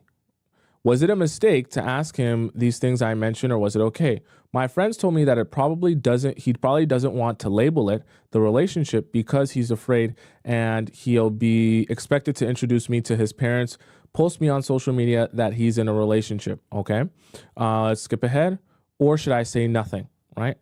And then he'll leave. He'll have the chance to say something, but I already know he doesn't want to. Or should I just say nothing? So what needs to happen safely? Okay. All in all, I'm just, surmising that your question is, what should I do now? Should I continue to go down the path of saying no and taking things slow? Or should I allow him to sleep with me since I already did it the first time? Honestly, truthfully, if you want to gain your respect back and you actually feel that things need to take a little bit of, go a little bit slower so you guys can get to know each other better, honestly, you're going to have a sit-down conversation with him about wanting to focus on the most important aspects of your relationship, which is not, just sleeping together. The reason that, you put yourself in such a horrible situation, the only way to gain some clarity here is to address this. Normally, I wouldn't say, oh, tell a guy you're not going to sleep with him because you don't even need to, right? Just don't do it. But now you're going to really confuse him by not sleeping with him anymore, that you actually need to address this in order for there to be clarity. You don't have to make it seem like it's his fault, and you don't have to make it seem like you regret it. Just make it seem like, hey, I want what's best for both of us, and what's best for both of us is for us to focus on all of these amazing parts of our relationship, because I just feel like that will actually help us get to where we want to go. Got to make it seem like a team thing. Okay. That way he's not confused when it comes to trying a move on you, afterwards, that, he's thinking, oh, maybe we're going to do it this time, but now you don't end up doing it, because that can become frustrating if that happens too many times.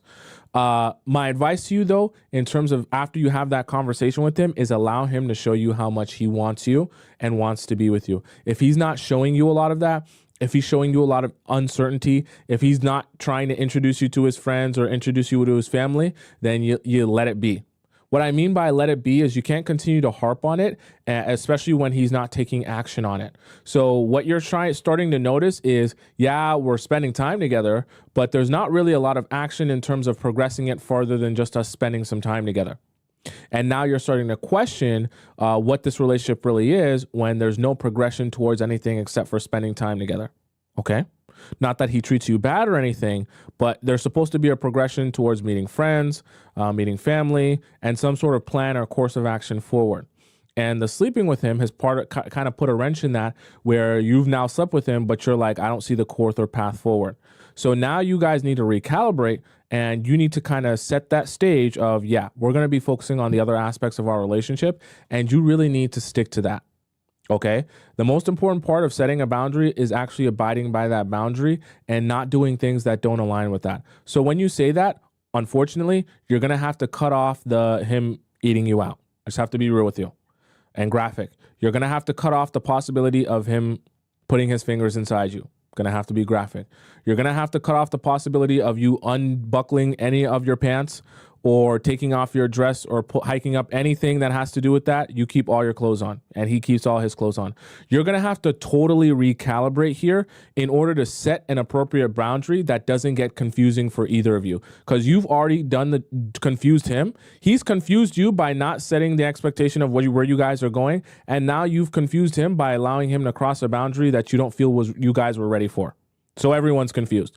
You're going to have to recalibrate here if you want to start looking like you're serious about your boundaries and starting to put some pressure on him to actually progress this relationship forward past just spending time together. Because now you're in a whole mess. And the mess is worse because not only are you confused about what you guys are, but now you're confused about what you guys are, and you're also confused about should we be sleeping together or not, which is a very horrible place to be in. Okay? So that's my advice to you. Let's go on to our next question here. Okay. By the way, chat, anytime I skip through a question, it's not because I don't want to answer it, but we have to keep it fair. If one question takes 30 minutes, I'm not going to get a chance to answer everyone else's question. So we want to keep it concise and to the point. Please, the more concise, the better. Give as much details without rambling. That's the most important part. Was wondering if I'm wrong for breaking it off. I'm 25 and my ex is 25. We broke up in June.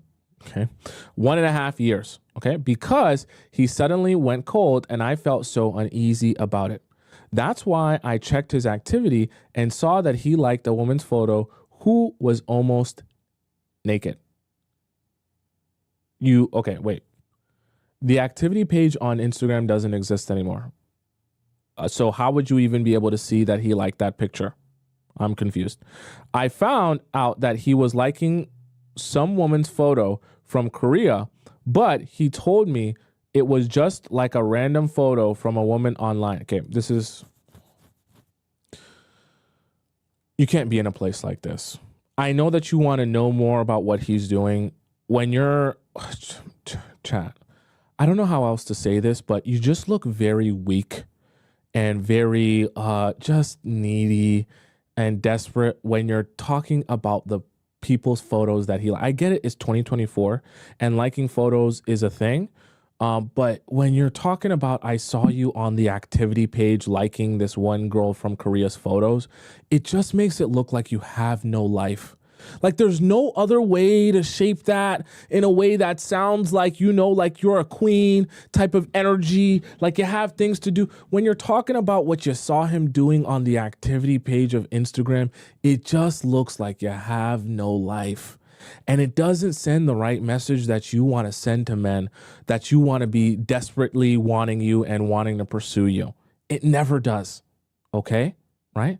And I get it. It doesn't feel good. And I get it. It feels disrespectful. But you just have to understand some of these things. It's very hard to be in your queen energy while complaining about the pictures you saw him liking on Instagram. It's just very hard. Right? And I tell you guys all the time, the queen doesn't concern herself with what the peasants are doing. It was wrong for me to break into his privacy. So what did you do? You went on his phone and checked his own likes in his phone. That's how you found out what he was liking. Okay. If you went into his phone to check his activity to see so that's what you did. I see what you did now. You actually went on his Instagram. You went to his activity in his Instagram profile on his phone. And then you checked what he was liking on his phone through his own profile. That's even worse. This makes you look like you have no life. I'm sorry to tell you. There's no way to bring this up in a way that doesn't make it look like you have no life. That you're checking his Instagram likes on his phone. He told me that it was just some random photo appearing on his timeline, but I saw him following lots of sexy women. Although I've tried to break up with him multiple times throughout the relationship, he just kept fighting for us. Okay, this is... I'm going to stand up. Because this is the type of stuff that really grinds my gears, and I don't want to lose it, okay? It really makes me mad when you guys say stuff like this.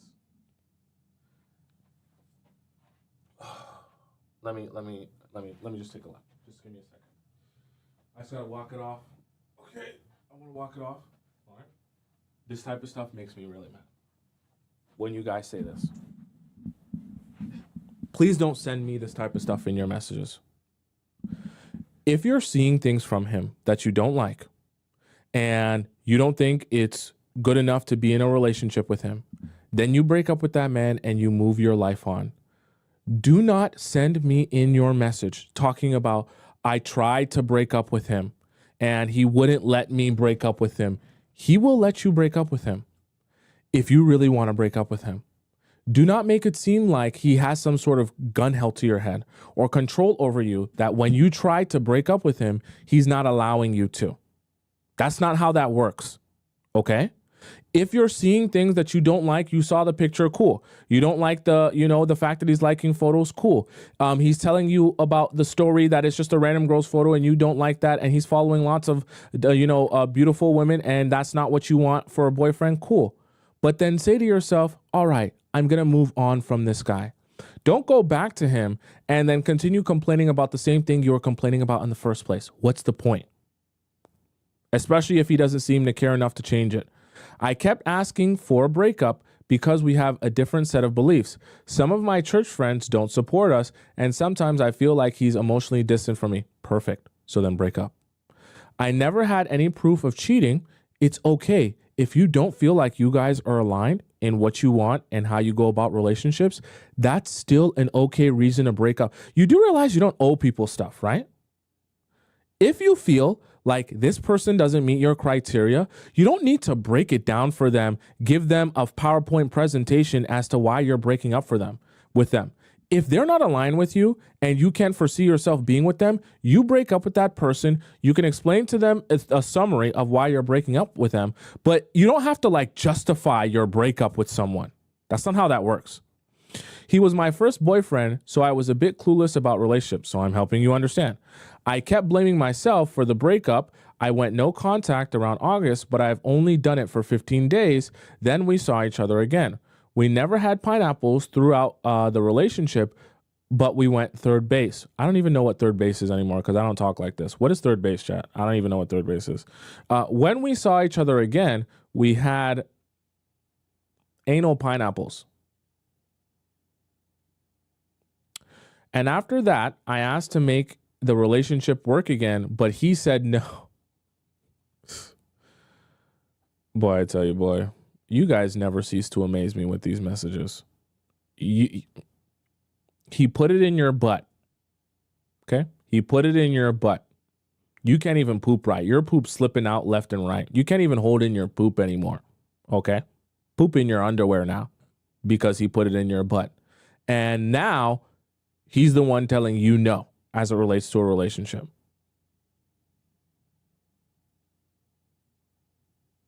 You're sitting here on the toilet because every poop is now diarrhea because you can't even hold it in, and you still can't get a relationship out of that man.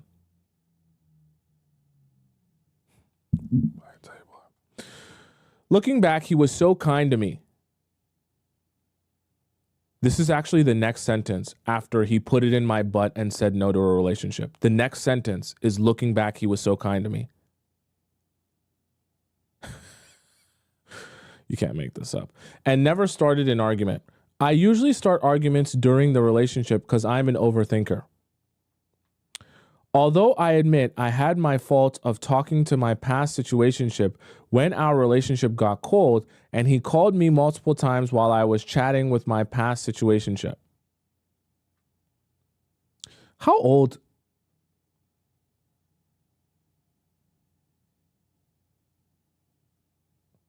I wasn't able to answer his call because my phone was on DND and sleep mode. He got upset when he found out about it and he went cold again towards me. I mean, yeah, you're having a phone conversation with your past situationship while in a relationship. Anyone would be upset. Lately, we've been good and have accepted the breakup. I still have hope sometimes, but once he told me that there's no love anymore, only lust. Yeah, he only wants to put it in your butt. You don't get that? Few months after, he called me and told me how much he loves me and how much he fought for us. Yeah, so he can put it in your butt again. You don't get that? Okay, I'm telling you. So he can put it in your butt again. I told him that if he finds someone new, he can block me. Oh boy. The block button is for you. You don't tell someone that they should block you. If you don't want to speak to them anymore, just block them. Okay. He told me that will never happen. He's a mama's boy, and his mom told him about this weird belief that there's a prince from heaven living in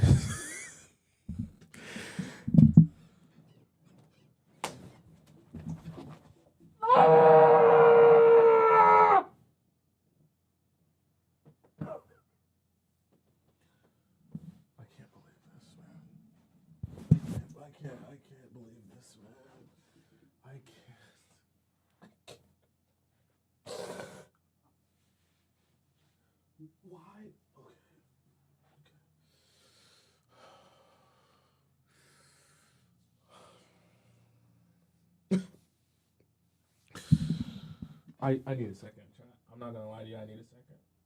I'm not gonna lie to you. I might have to cut the stream. I'm not gonna lie to you.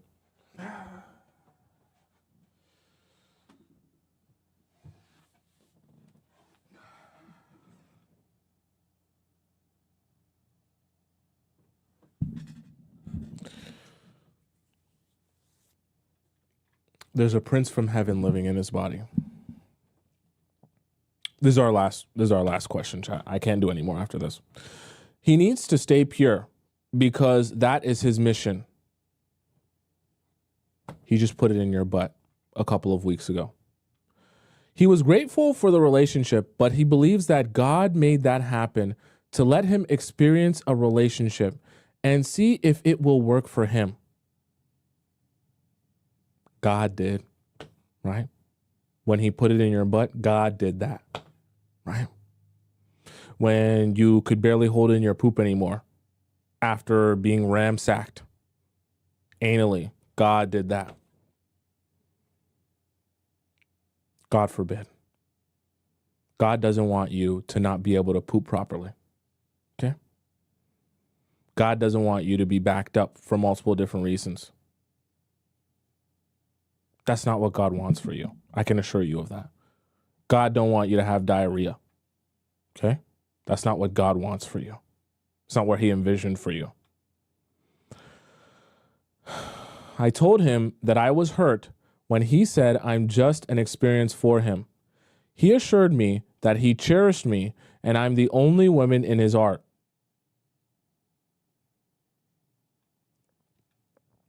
He told me that he was an old soul. That's why he put it in your butt. That's what the older people are doing. And can never replace me that easily. I'm so glad you sent in this message. I'm glad. I always had a hard time believing what he says, and he's frustrated with that. You actually were buying any of this? He always assured me that what he says is genuine. Looking back, throughout our relationship, he doesn't want to get intimate with me sometimes, and I wonder why. Maybe he just enjoys putting it in your butt more. He always had post-nut clarity, and I often question our relationship if he loves me. After he busts a nut in your butthole, all of a sudden he doesn't want to be in a relationship anymore. He doesn't seem to have the same amount of care for you. He doesn't seem to have that same amount of connection to God and knowing what he wants with you anymore. Interesting. But I think when he said that, maybe he felt that way because he needs to stay pure. Purity is putting it in your butt? Okay. I went no contact again after we had conversations via chat. I'm an avoidant, and I'm an avoidant. You're not an avoidant. Okay, we don't call what your personality style an avoidant. Not trying to diss you. That's not avoidant. Okay, I'm an avoidant, and sometimes I self-sabotage. I'm having thoughts of I'm scared of being there for him without the label anymore. He spends a lot of his time in work and just video games. He also spends a lot of time in your butt. I can't play video games because I'm trying to stay distant from him, and so he won't see me online or my activity on Steam. She's not talking about a Steam room chat. She's talking about it's PC players, PC video game players. They get all their games through this app called Steam that houses all the games. Okay, so when she says he won't see me on Steam, she means he won't see me playing those PC games.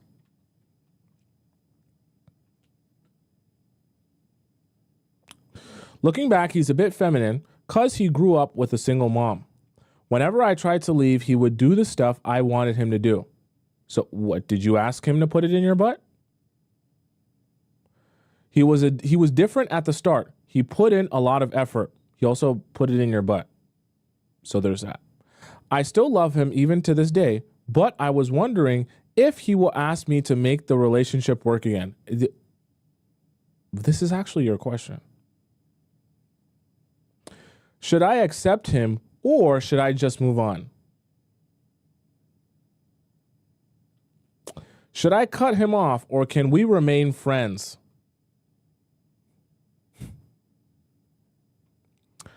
Since we never had much of a big fight before, I'm staying in North Carolina with him right now.